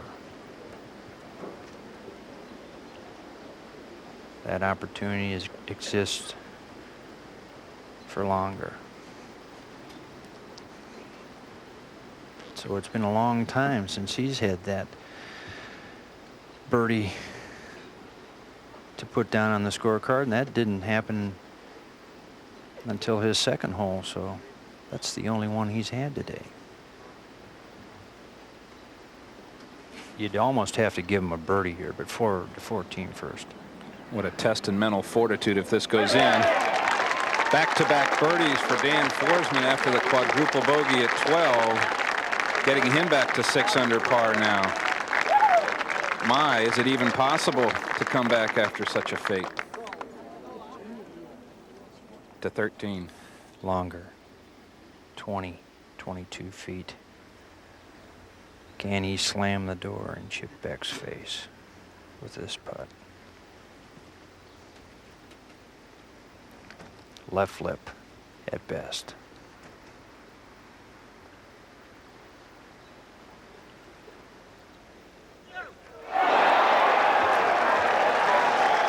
How about that drive? How about that second shot? And how about that putt? Wow, what a huge turnaround. That should give him the confidence to finish.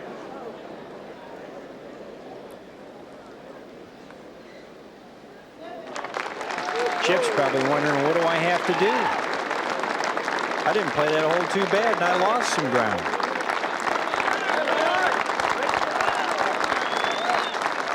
They walk across the bridge.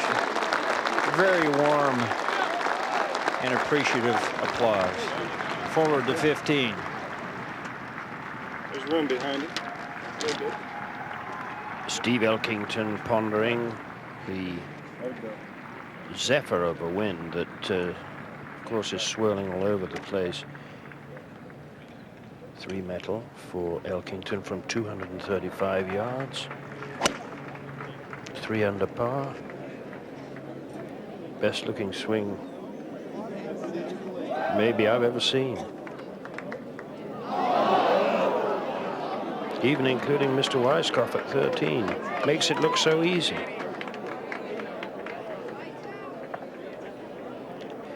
There you see the huge gallery who are having fits as they turn around and read the big scoreboard.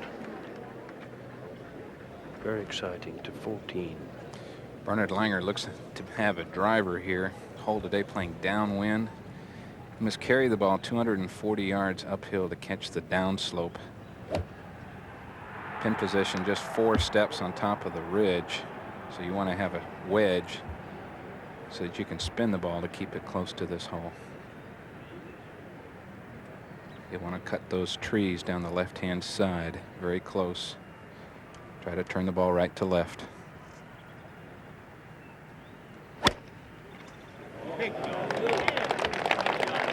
And by the sound of the applause, it is good. Down the left side, ideal placement for the pin position today in the front right. Langer just looks so calm, in control of his game and in control of the Masters.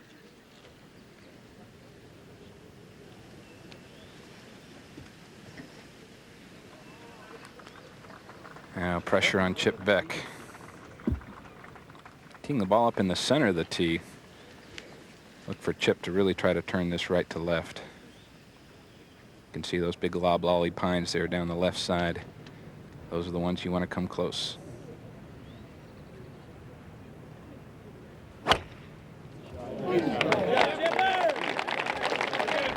These two players really playing well.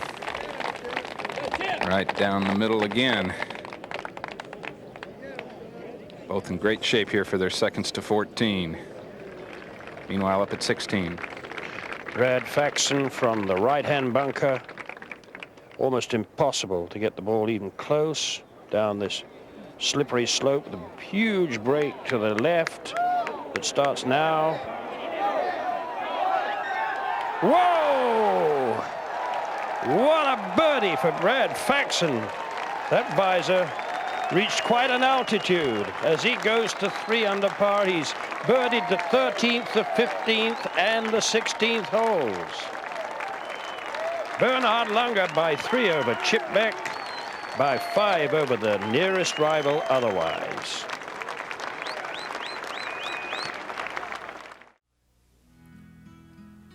All the players have made it through Amen Corner, and once again, that 3-hole stretch, 11, 12, and 13, has left an indelible imprint on a Masters golf tournament. It's where Dan Forsman took a quadruple bogey 7 at the 12th, and where Bernhard Langer eagled the 13th.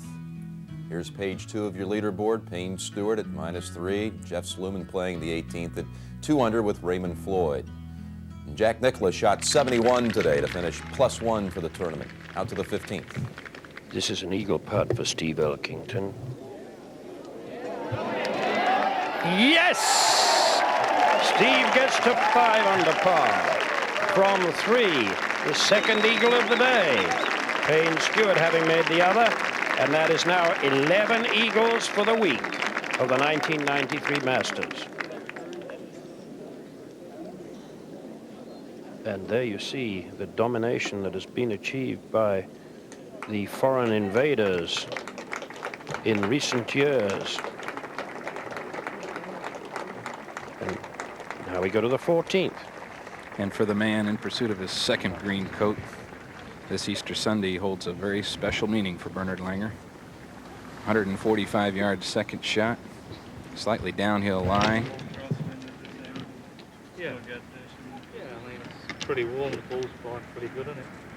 Conversing with his English caddy, Peter Coleman. The wind was moments ago straight down, now it's crossing. Not uncommon for this tournament. His play here, he'll want to keep this behind the hole, leaving himself an uphill putt.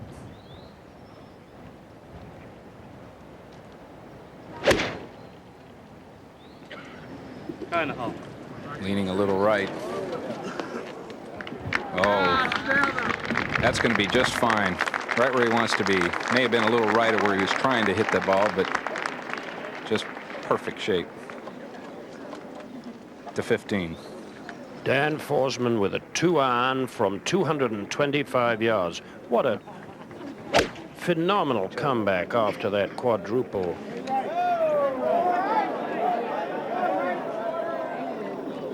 Ooh, that is way behind the scoreboard. To 14. Chip Beck, 123 yards. And that'll feed down, but not feed down far enough. But a good shot for Chip. 18 feet for birdie. And he, too, needs to mount a charge to try to catch the unflappable Langer. And here are how these finishing holes have played so far this week. The 15th, ranking the easiest of all the holes, well under par. And 16 and 17 and 18, 3 tough finishing holes.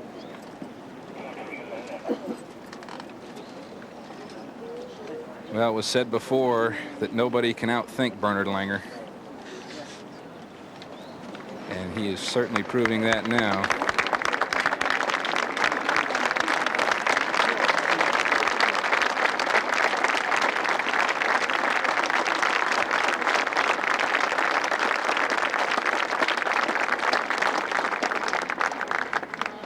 Very appreciative gallery here at the 14th.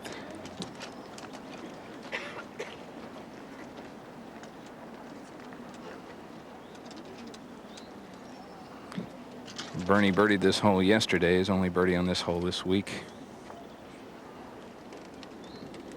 To 15. Lanny Watkins forced to lay up. That's a little 75-yard pitch.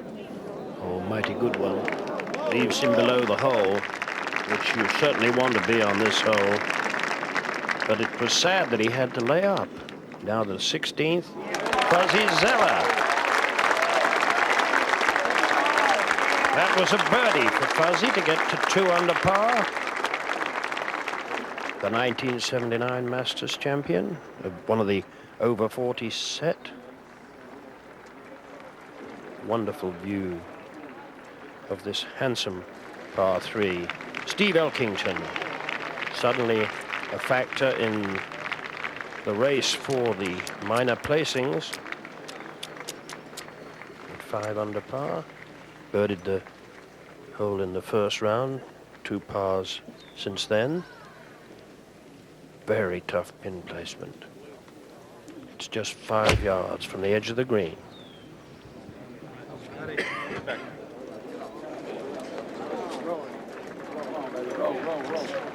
That's a pretty good shot, leaving it under the hole. Virtually straight uphill putt, just a little break from right to left.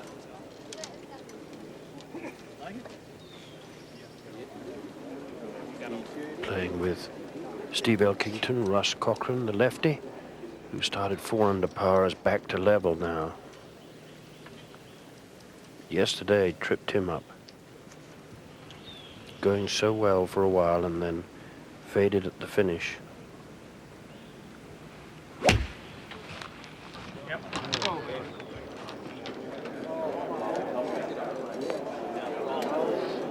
Excellent shot by Russ. To 14. Chip Beck for birdie, and not one single player I've seen has made that putt today. That'll be a par for Beck if he can convert that. No bogeys today, 3 under for his round. Birdied this hole the 2 previous days.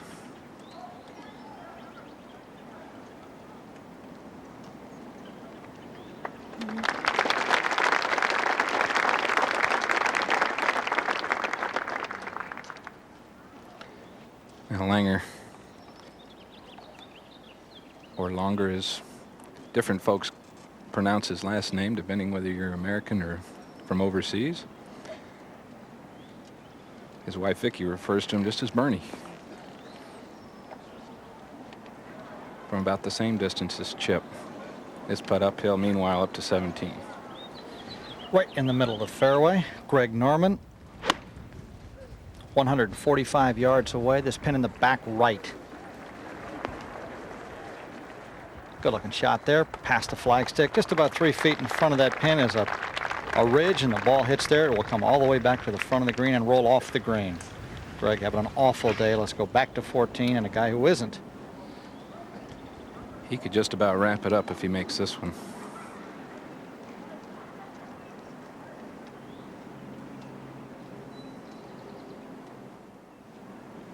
Uphill, right to left break.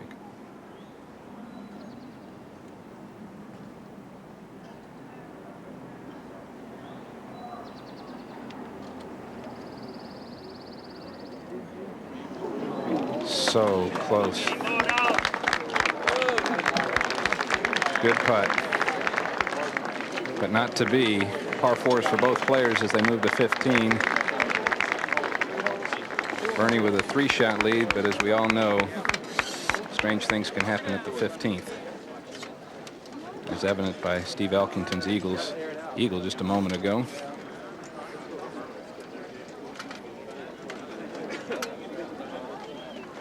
But he almost looks as if he's just having a pleasant stroll in the park to 16. And Steve Elkington stalking his birdie putt.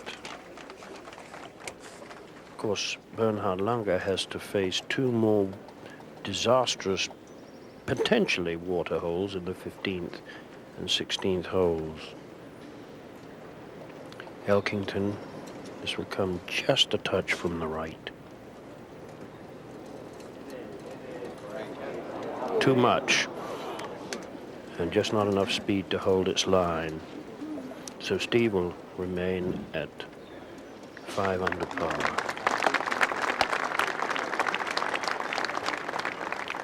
And that represents a tie for 5th place with John Daly and Tom Lehman, both of whom have finished.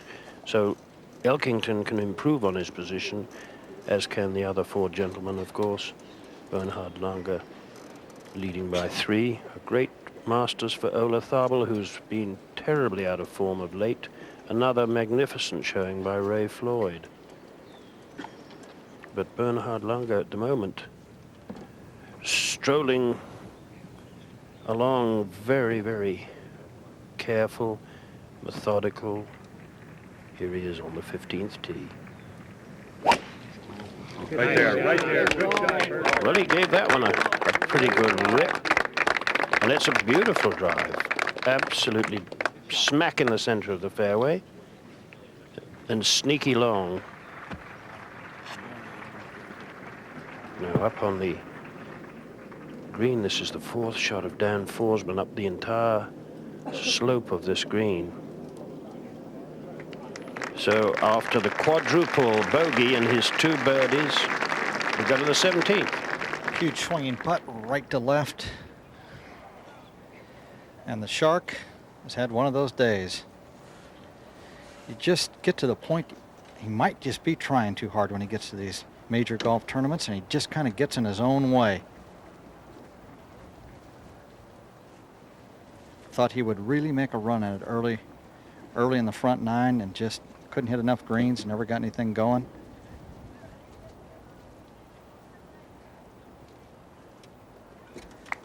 He will remain at +2, 5 over par for the day, and you can see on the back 9 +4. But he will find another ocean to swim in. He'll be back, and let's go back to the 15th tee. Wonderful contact by Chip Beck. That's a fine drive. It's 10 yards past that of Bernhard Langer. Bernhard Langer, the 1985 champion, leading by 3 from Chip Beck, by 5 from Forsman and Watkins.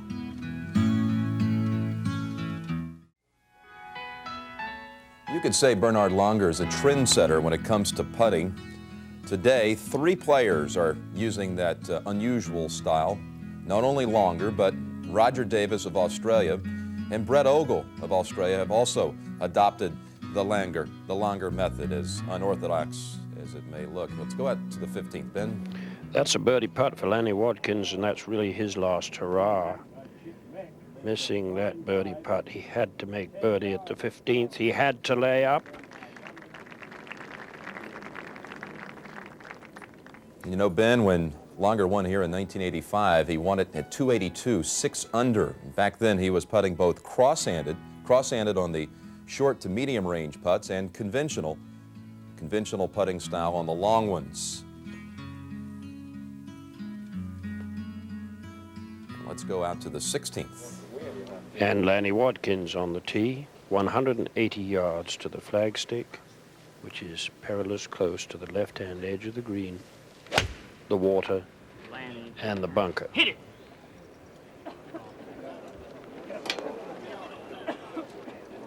That will feed its way down into the valley and be a makeable birdie putt up the slope. This hole, as you can see, has been quite hard on the players, with 6 others and more than twice as many bogeys as birdies. And now Bernhard Langer from 250 yards out. Obviously, he doesn't have to go for it. Very wise decision, although there's no guarantee of immunity from the water from that hanging lie. Now Dan Forsman, who bogeyed 15 by 3 putting, but it was the second shot that caused the damage behind the scoreboard. Good shot by Forsman, but for that quadruple, who knows? The quadruple bogey at the 12th. He'd be 9 under right now. Beautiful scene as the shadows lengthen. And now we switch across the pond to the 15th.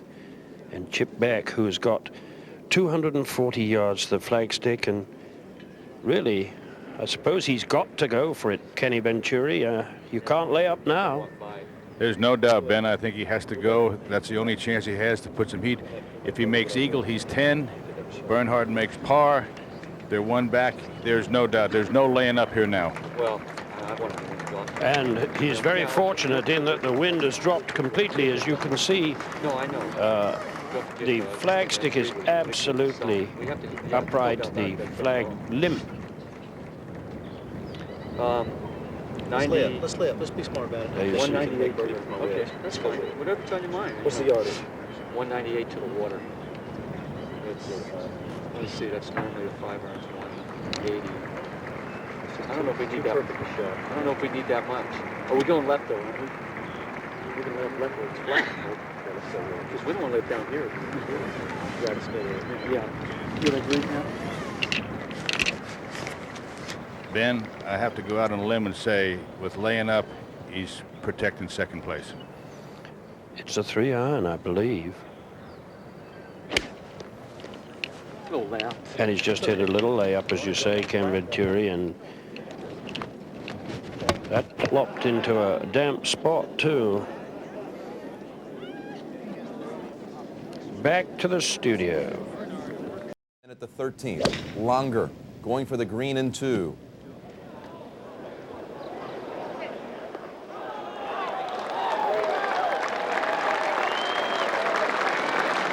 There had been only one eagle, oddly enough, at the 13th in this tournament. And this was the final attempt of the tournament for eagle. Langer becoming the second player of the week. And that opened a 3-shot lead. And it remains that way at the moment. Lanny Wadkins in third, John Daly only his second Masters. He was 19th last year in his first trip to Augusta, and an impressive showing for John Daly today. We go to the 18th. Looking uphill, Brad Faxon. As we're playing downwind, he's only 140 yards. But right over the bunker, it's only 35 feet and 25 feet of green. Up, that's going to stay up there. Back at 16. Lanny Wadkins putting up the slope for a birdie, breaks to the left. Oh, that wasn't worthy of him. So he will have to make that putt to remain alone in third to 18. Greg Norman. Frustrating day. Boy, missed that short putt at 1 for birdie and chipped in for birdie at 2, trying to get it going, and now it's 5 over for the round, 2 over for the tournament after starting 3 under, 135 yards. He'll probably birdie this hole and say, now it happens.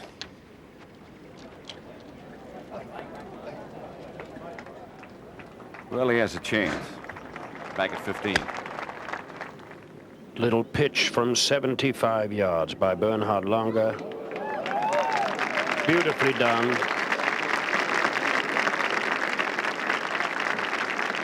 Inscrutable for 12 holes, and then allowed himself a little smile after the eagle. Chip Beck with his little pitch. I imagine that might have picked up a little mud too. It plopped into the ground. Of course, all the water that's run down this hill. You're playing from a hanging lie to a green just above you. It's not an easy shot.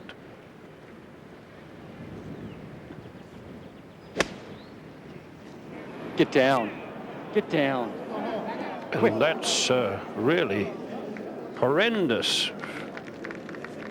And that, 16, and that's Lanny Wadkins' bogey.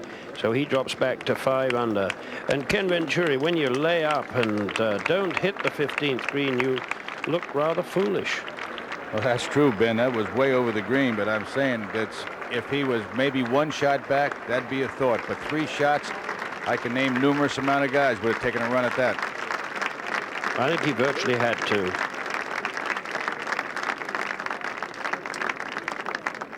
So Chip Beck has got a lot of work to do to protect his second place.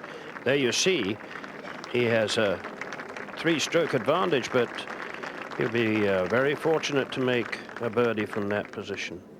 He's got to just chip it in, and he can even make a very easy bogey or worse.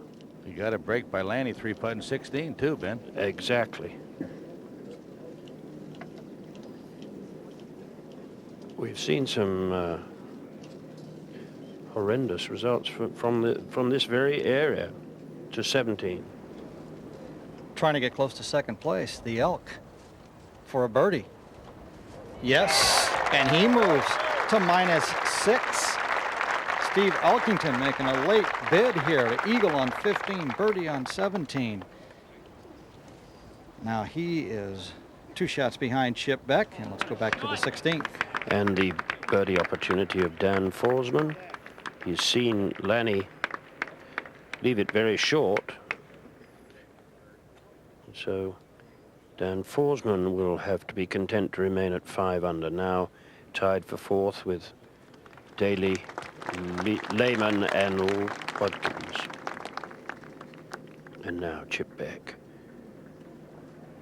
The players have, some of them have hit the high pitch and landed it on the green and let it feed down to the hole. Others have tried to run it through the longer grass, and usually those who've tried to run it today have been very unsuccessful. The ball is stuck.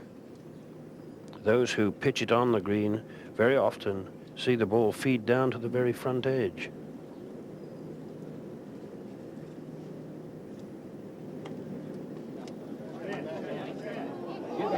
That's marvelous. But it means it's only a par. And the canny Bernhard Langer has a very makeable birdie opportunity.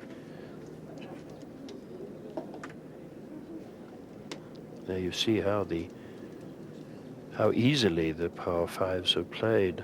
The 4 easiest holes on the golf course, with the 15th ranking, of course, is the easiest by virtue of the fact there have been 11 eagles, 2 of them today, to 18.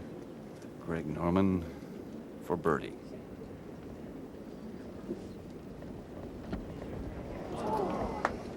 Let me out of here. It's been that kind of day.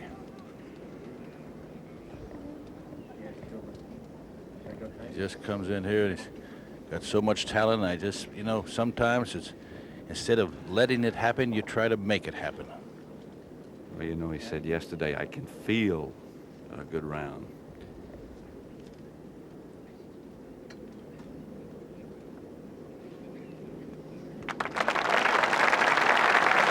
He's been close,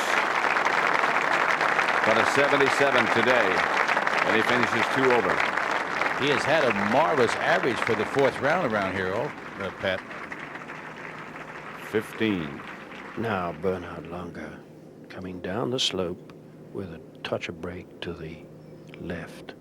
This for a 4-stroke advantage.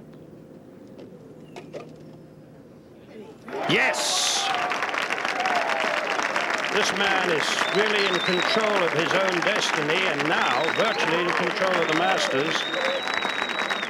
I televised his first victory in England in 1980, the Dunlop Masters, when he bought a putter out of Clive Clark's shop at Sunningdale for a £5 note and stopped the yips for the second time. He's had him again since. It says volumes for his courage and persistence that he's hanging in there.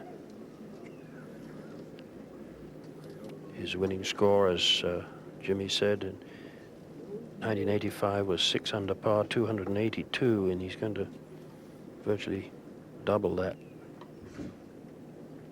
barring accidents.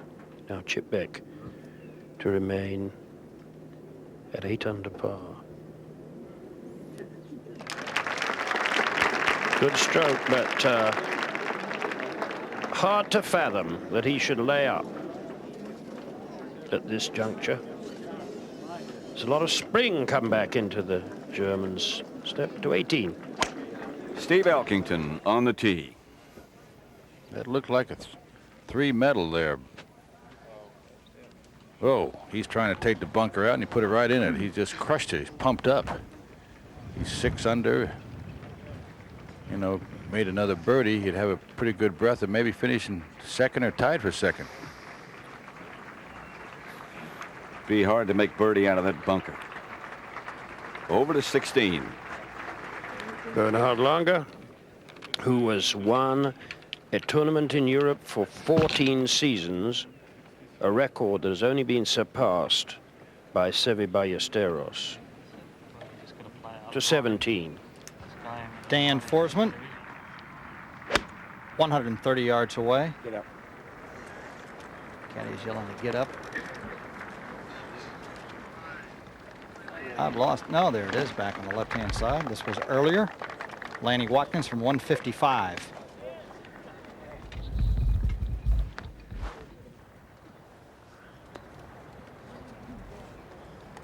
Not bad right there on the top level. And now let's go back to the 16th tee. And the imperturbable and phlegmatic one from Anheusen in Bavaria. Not a breath of wind.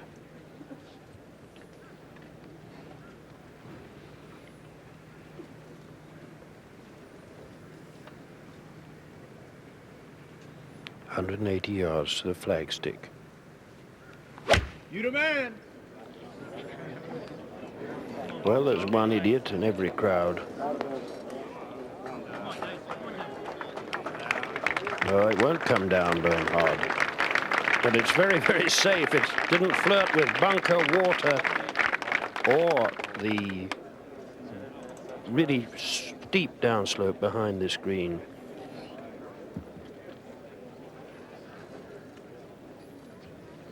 Chip Beck conferring with his caddy, Pete Bender, who used to caddy for Greg Norman, back to the 18th.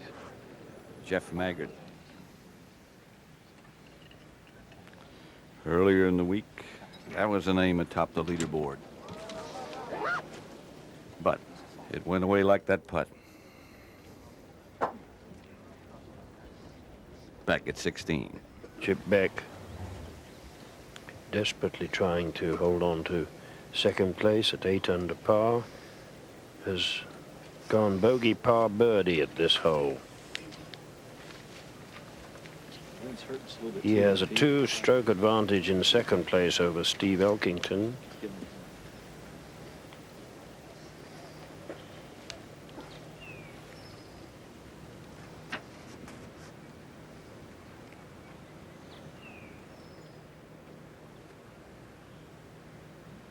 Murphy. Let's go, America.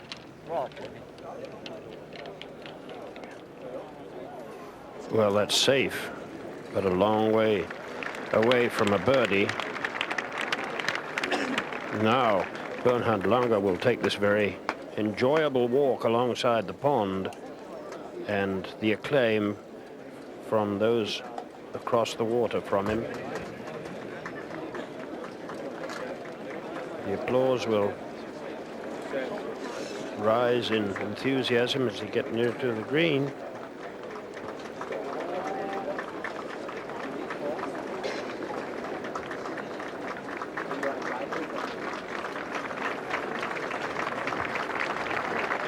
And once again, the green jacket is for export.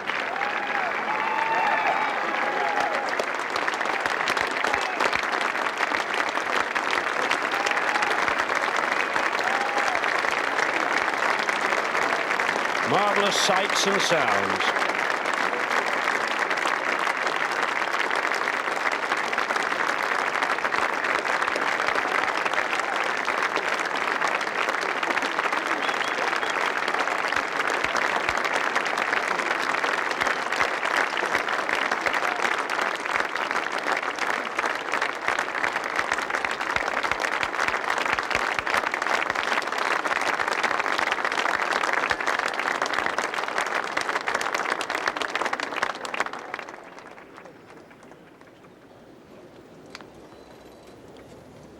Langer has got here one of the toughest putts there are in all of golf.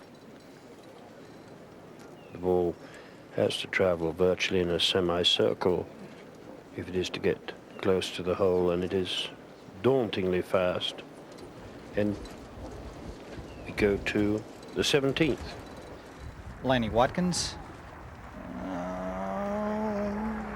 Oh, no.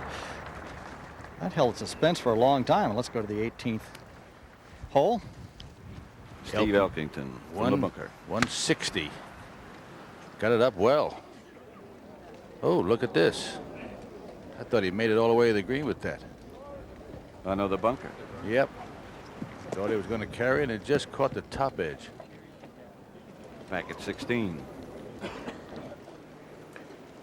Both players doing their gardening.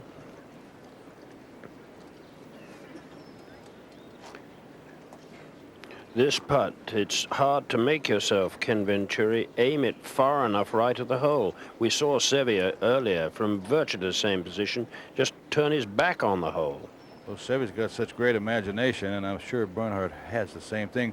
But I would say it'd be impossible to ever leave this putt above the hole.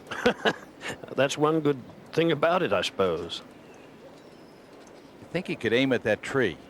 You're right, or even to the right of that tree. I think, as a matter of fact, he could aim it right of that tree.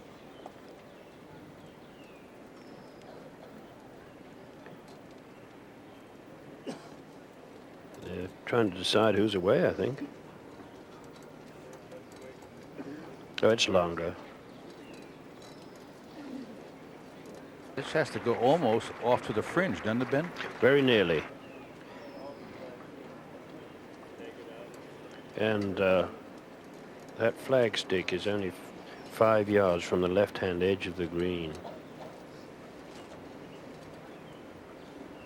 You can see how big that break is when he's picking something up over there. Indeed.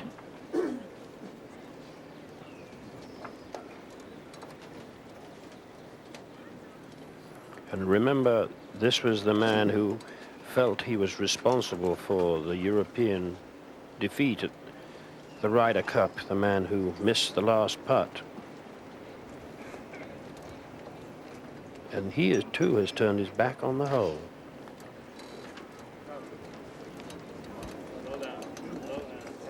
Asking for it to slow down, and it's hardly moving.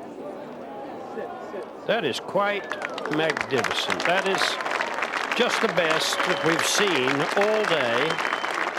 It is even superior to the effort of Seve Ballesteros, who, as Ken Venturi said, has so much a vivid imagination. Look at that.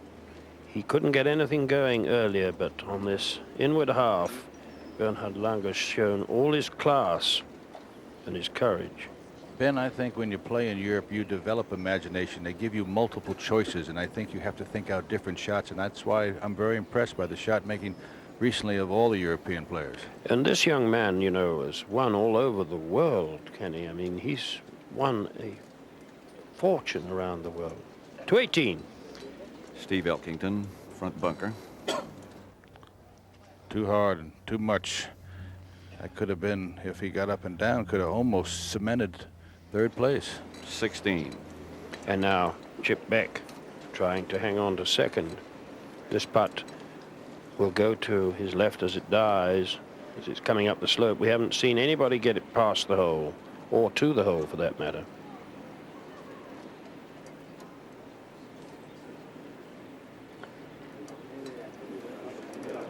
And that certainly won't. That is a very tentative prod. I think Chip Beck has been looking at too many leaderboards.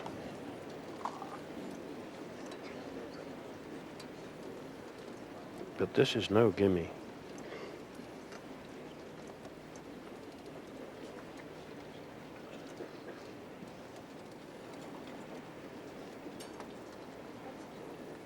This will also try to get away to his left.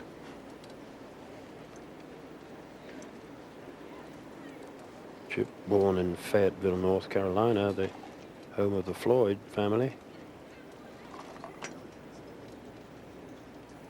L.B. Floyd, Ray's father, was his instructor from the start.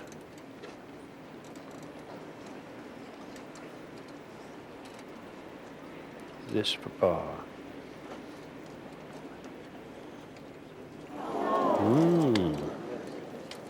Well, now Bernhard is going to get even more daylight between himself and his fellow competitor. I'm sure he's not going to miss his par putt. Chip Beck 7 under now. Steve Elkington, tough putt at 18 to remain at 6 under. Over to 18. Steve Elkington for par. To protect third place for a while. Just for a while. And now that'll put him into a 5-way tie for third. Back at 16. Bernhard Langer. Even with a 5-stroke advantage, he will just take his time, go about his business with utter thoroughness. Elkington has bogeyed the 18th. Bernhard Langer takes a 5-stroke advantage into the final 2 holes, and at last the smiles are coming.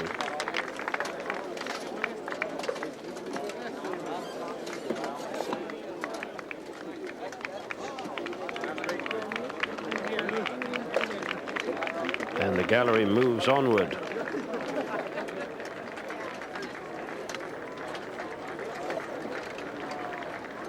And there you have a last look at the 16th as we go over to the 18th. Lanny Watkins. As has been said before, many thought if anyone would make a run at Langer, it would be Lanny. From 150 yards. So hard. Ahead of it. Get on the green. Oh, what a lovely swing. I don't think he likes it. I don't think so. Elkington would love to have had it. Forsman. Boy, does this look familiar. This is from yesterday. He's in the same place, identically. Could be from 2 days ago. Picked that one clean.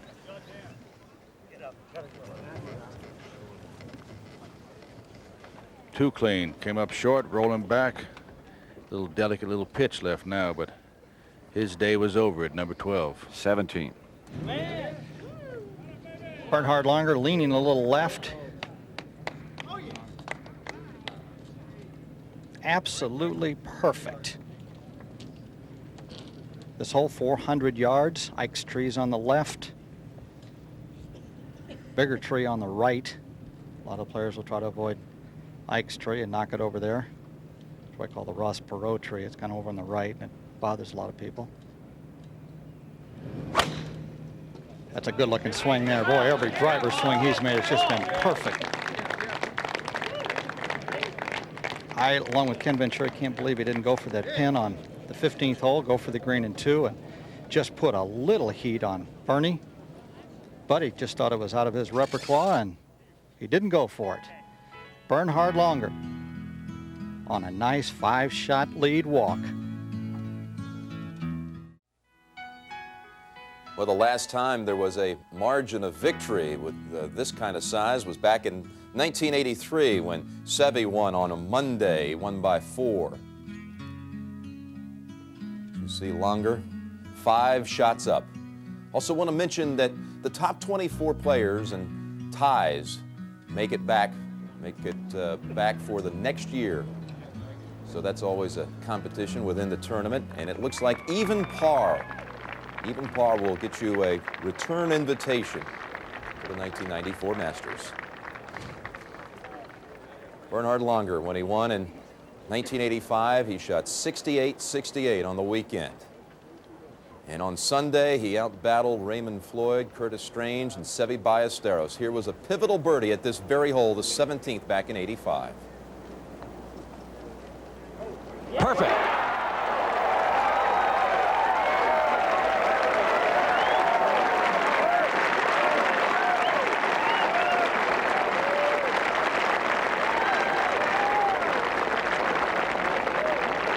Langer now 5 under par for the day. And the voice of Frank Gleber. That was sadly Frank's final Masters. He manned the 17th for so long at CBS.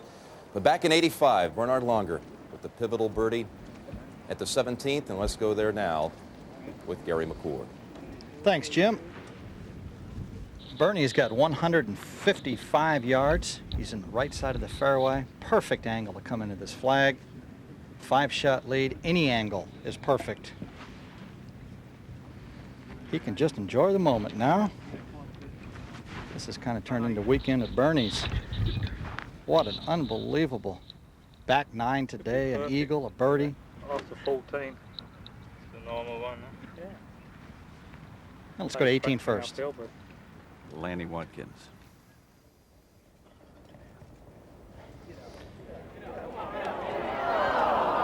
I would have put a little heat on Beck for second place. Back to 17. Right. I don't think he liked it.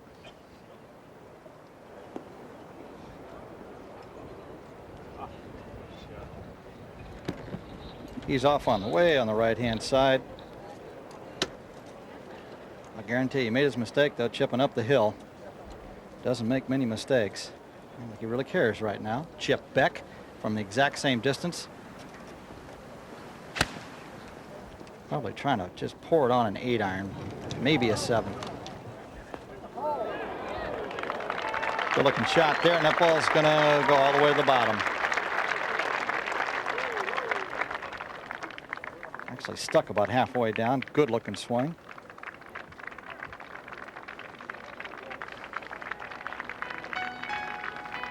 Bernhard Langer, a great performance here on the weekend. A 5-shot lead. Bernhard Langer at 12 under par. It is 12:30 in the morning over in Germany. This tournament being televised live back to Bernhard's homeland.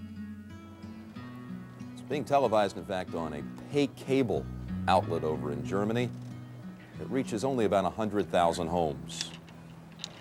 He too has gotten into the golf design business when he first started playing. Only 100 courses in Germany. Now he says there are 365, one for every day of the year. Let's go to you, Gary, 17. Off to the right-hand side, he'll just hit a little scuttle and run shot, try to hit it right up on top of the hill. Just try not to fall down. Look at this shot. That's pretty clever.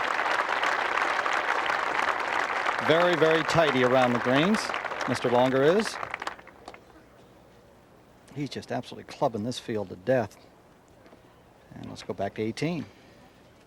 It's an unfortunate back 9 for Dan Forsman. This is for par. In the center. Disaster at 12 just did him in. I tell you what, I got to give him credit, though. After he did that, he came back and birdied 14, 15. He had to be heartbroken. Not quite as tall as he was. Back at 17. We showed that picture of Bernie in 1985, and his pin is just about where it was then. Chip Beck coming from the left-hand side.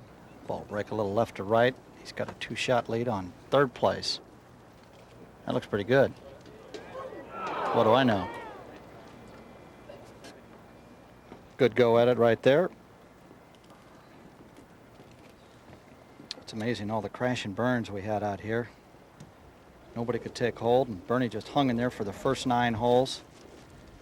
And if you wait this guy out, you're going to get beat, because he will methodically go about his business and not beat himself. And boy, that's hard for a guy that gets in the lead, hard for the people behind him to chase a front runner like that, knowing he's not going to make any mistakes.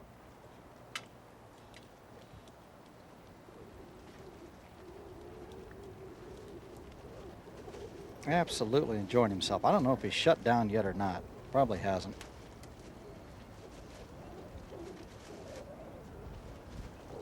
Left hand on, right hand on the grip first, and then he'll straighten his left hand down. Grab your pulse grip. How's that up and down? 20 yards right of the green, pits it right up there. Ka-ching.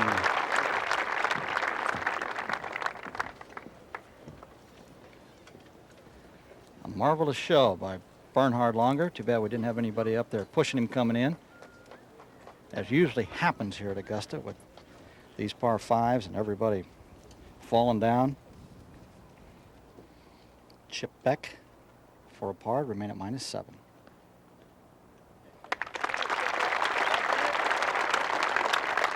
And there they go, off to the 18th tee. Bernie's show. Bernhard Langer and Chip Beck on the way to the 18th tee, and you really have to be full of admiration. He said he wouldn't look at any of the leaderboards until he made the turn. Tremendous, strong, ever so courteous. Well, he started out, Pat, with making bogey at the very first hole. The only mistake he really made all day. Came back with a birdie at number 2, and then parred all the way through number 12, just playing. But I think the shot that he got away with it, and I still have to believe he pulled it, was the one at number 11. And then he's missed so many short putts within that length. The big putt to give him confidence was the putt he made at 12, and then turned right around and made the eagle putt at 13. And then from then on, it's been history. Well, you can't outweigh him, you can't outthink him, and today you can't beat him. Not today. Teeing on the right-hand side is going to play himself a little cut shot from left to right. Take it just off the edge of the bunker and try to make it go left or right. That may be going a little bit left. Oh. No ho. Go in. Into the bunker. Did it go in? Yes, it did. Well, he's able to get, but that ball's a little fluffy there. It's going to be very difficult to get the club on the ball completely, get underneath it, because the ball's sitting down a little soft. But He leads by 5. It's far enough back, though, to get a shot. Beck has been making beautiful swings on the tee shots. It looks like you've seen them all. Still looks good. Boy, he drove the ball well today. Position A. So as they come up 18, Langer's in the bunker. Beck, perfect position. Let's look at that swing, Ken. Watch it take it back in one piece. A nice full here. Makes a good full turn. Hands are up. Sets it at parallel, and now he's rotation there. Stays down and under. Good full finish. No wonder he drives it well. The sight is just as beautiful as it was when I first came here. Langer by 5 over Beck. Bernhard Langer on his way to his first victory on American soil since 1985, when he won at Hilton Head the week after he won his first green jacket. He'll be playing there next week, so perhaps he can repeat the double. He has a second green jacket waiting for him in the Butler cabin. And we'll take it back out to 18 with Pat Summerall and Ken Venturi. In the sunset, but certainly the sun not setting for Bernhard Langer. In the bunker at 18, leading by 5. You know, Pat, we were discussing the amount of players that said, if I had just done this, I would have won it. You take Elkington, that had a chance, 3-putted very close at 10, 11, had 3 putts, and then bogeyed 18, and he finished 5 under. He might have put a little heat there. But they say, you know, if they had just put a little heat on Bernhard, it might have been different. I don't believe it. I don't believe so. He is not one who would say, if I had done that, because he's done that. He takes one shot at a time, and he just, the way he played, and when he said he wasn't going to look at the scoreboard, he said he was going to play the golf course, and that's what you have to do. He's 150 yards.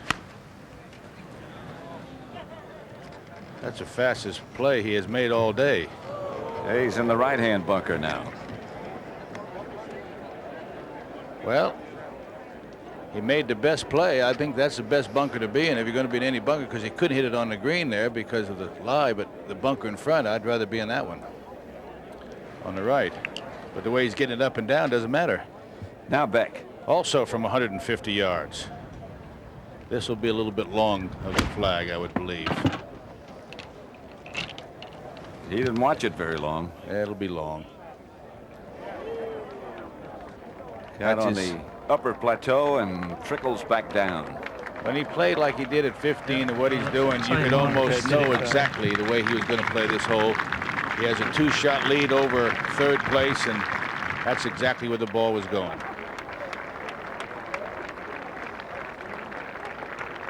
Well, another moment unmatched for Bernhard Langer to enjoy. As Freddie Couple said, when you walk up here, it's the greatest thrill. And when you do it twice, it's got to be twice as good. Nothing like it.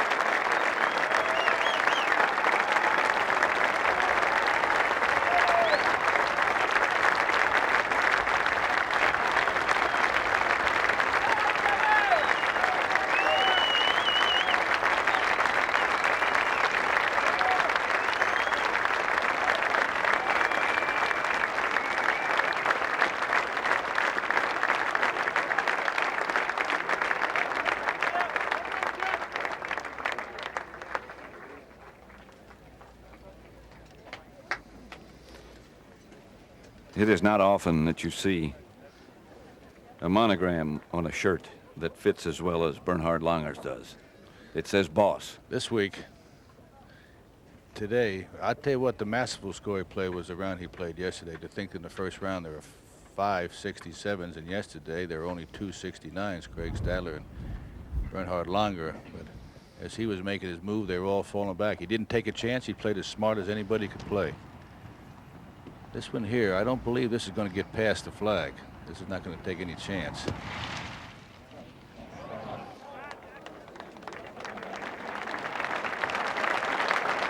And so quickly. Oh, yeah. I used to play a lot fast with a 5-shot lead with 1 hole to go. You can play fast then.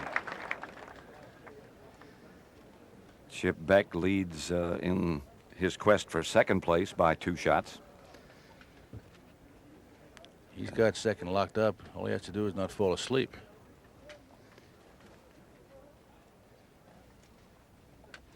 Langer leads Beck by 5, and then Beck over the rest of those by 2.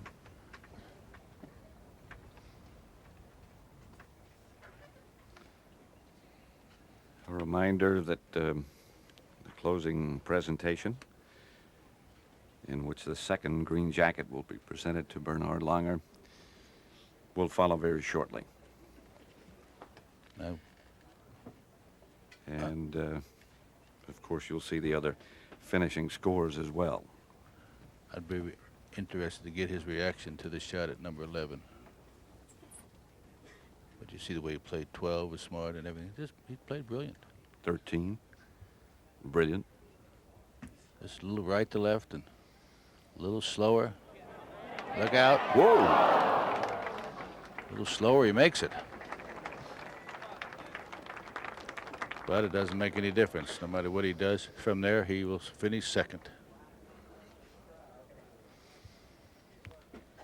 And he will go ahead and finish, I'm sure. There's no doubt. No doubt.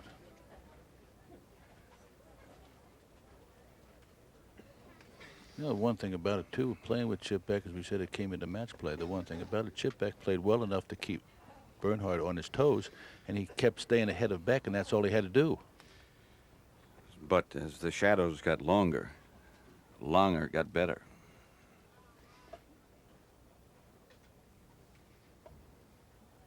Funny, he missed all those putts on the front 9 and made that crucial putt at 12, which set him right off. Chip Beck. Second place. Round of 70.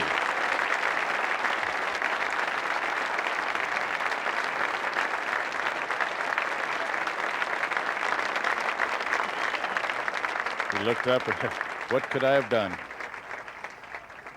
Not much. He He stepped up a little faster here, Pat. He's getting ready for the presentation. He don't want to be late for it. They'll wait.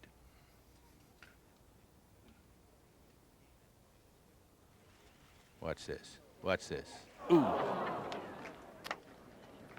I had a feeling he might make that. A little smile. Well, how about this? He bogeyed the first hole and bogeyed the 18th, and everything else in between was absolutely perfect.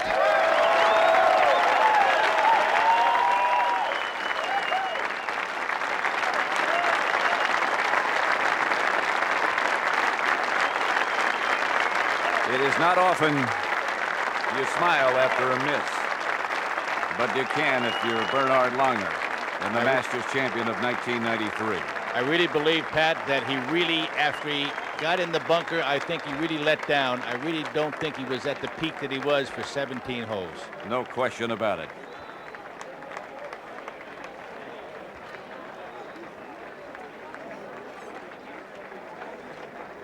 And a popular champion, that is true.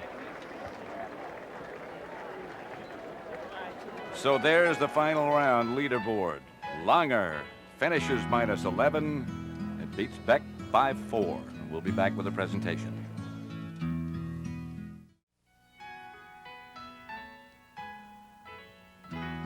Bernhard Langer has won his second Masters. It's the largest margin of victory since 1983 when Seve won by 4 shots.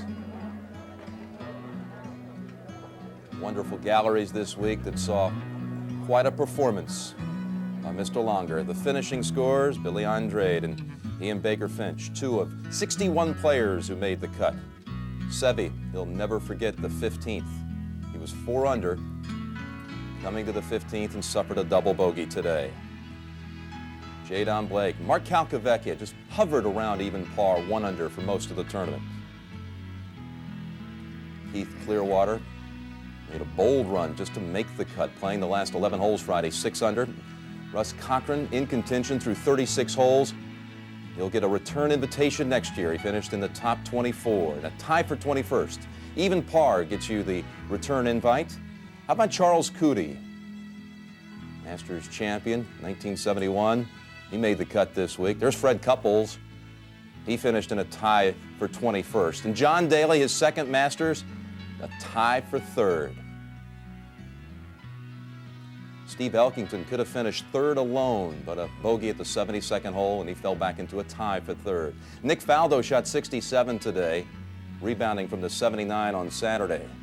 Brad Faxon, what a shot he hit today out of the bunker at 16, holed it out. And Ray Floyd tied for 11th.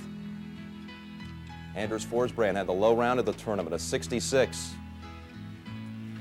Dan Forsman, the 7 at the 12th. Give him credit, though, for rebounding with birdies at 13 and 14.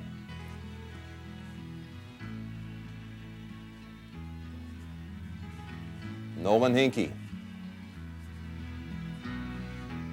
Lee Janzen shot 67 on Thursday, was one of the first-round co-leaders. And Tom Lehman tied for 3rd in his first Masters. Only 3 players have ever won this event in their first attempt. Horton Smith, Gene Sarazen, Fuzzy Zeller. Tom Lehman this year tied for 3rd. Sandy Lyle finished at even. And Jeff Maggart, he was the 36-hole leader. At 7 under, finished at 288, even par.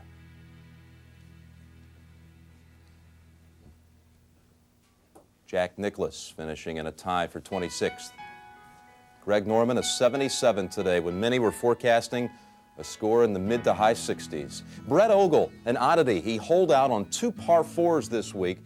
First time in Masters history that anyone had made eagles on 2 par 4s in the same tournament. The Ozaki brothers both finished at +6.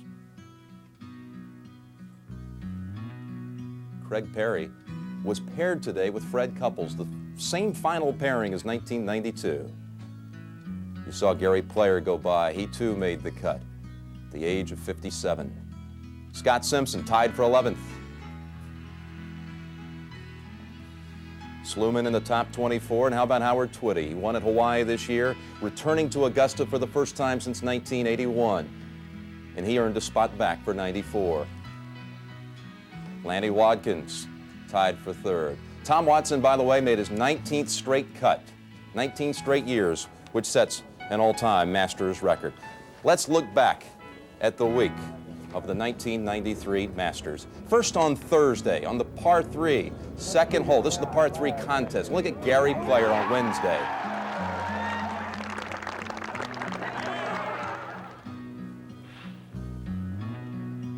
Beautiful weather on Wednesday and Thursday, and to get it all started, 8:15 Thursday morning, 91-year-old Gene Sarazen. And Arnie stirred the gallery with 3 straight birdies to begin his round.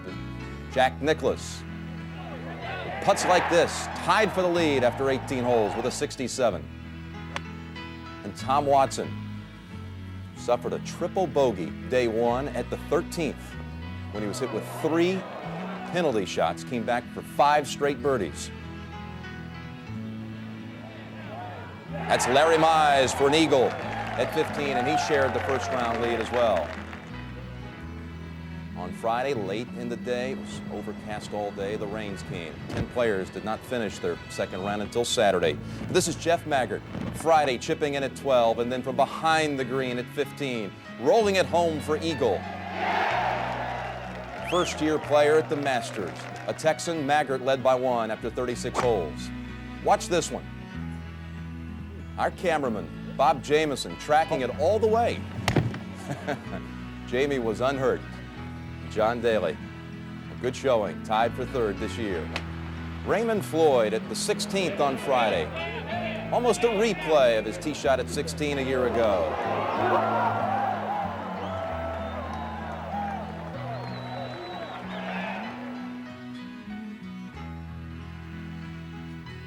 Saturday, the skies cleared.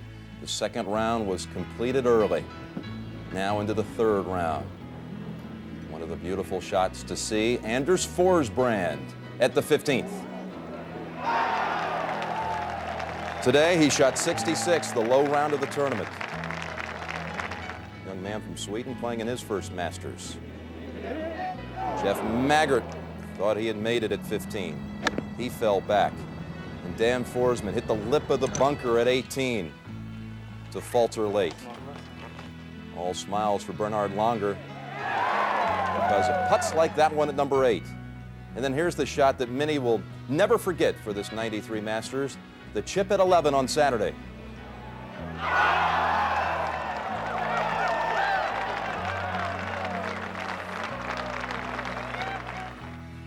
And now we move to Sunday, penetrating blue skies. There's Corey Pavin with his newborn. Austin James is his child's name. Here's Chip Beck at the third hole. Things tighten. The lead at one time was down to 1. John Daly missing an opportunity at the 17th. Forsman at 12. At this point, he was 1 off the lead.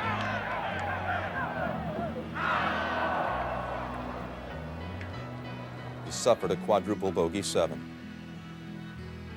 Bernhard Langer, a study in concentration, and an eagle putt at the 13th. He played the par 5s on the back 9, 3 under. And he experienced the walk up the 18th at Augusta National as a Masters champion for the second time.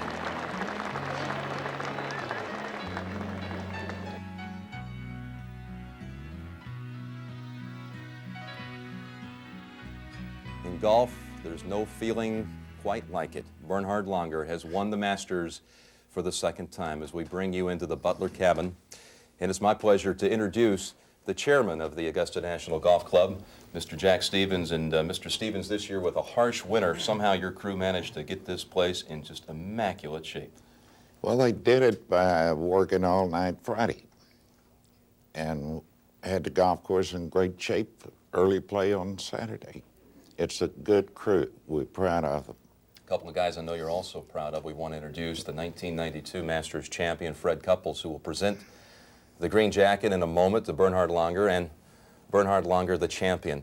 Missing this year, an amateur. 4 amateurs competed in the Masters. Not a one of them made the cut, but that's part of the heritage here at Augusta National. Yes, I think we've always been kind of partial to amateurs. As you know, we were founded by Bobby Jones, the great amateur of all times. And we will always have amateur representation. It's a wonderful tradition. Bernhard, your second victory here. You started today with a 4-shot lead. You told me last night that you would not look at a leaderboard the first 9 holes. Did you ever realize that Dan Forsman was within 1? I looked after 9 holes. I wanted to know what was going on, whether I had to continue to play aggressive or not. And I played aggressive all day long. I hit 2 bad shots on number 1 and on 17, both 9-irons, which on 1 I aimed it away from the flag, but all the other times I hit right at the flag. You know, at 11, talk about a shot where you played boldly. You hit it left of the hole and made par at 11. Now here is your second shot at the 13th. Tell us about it.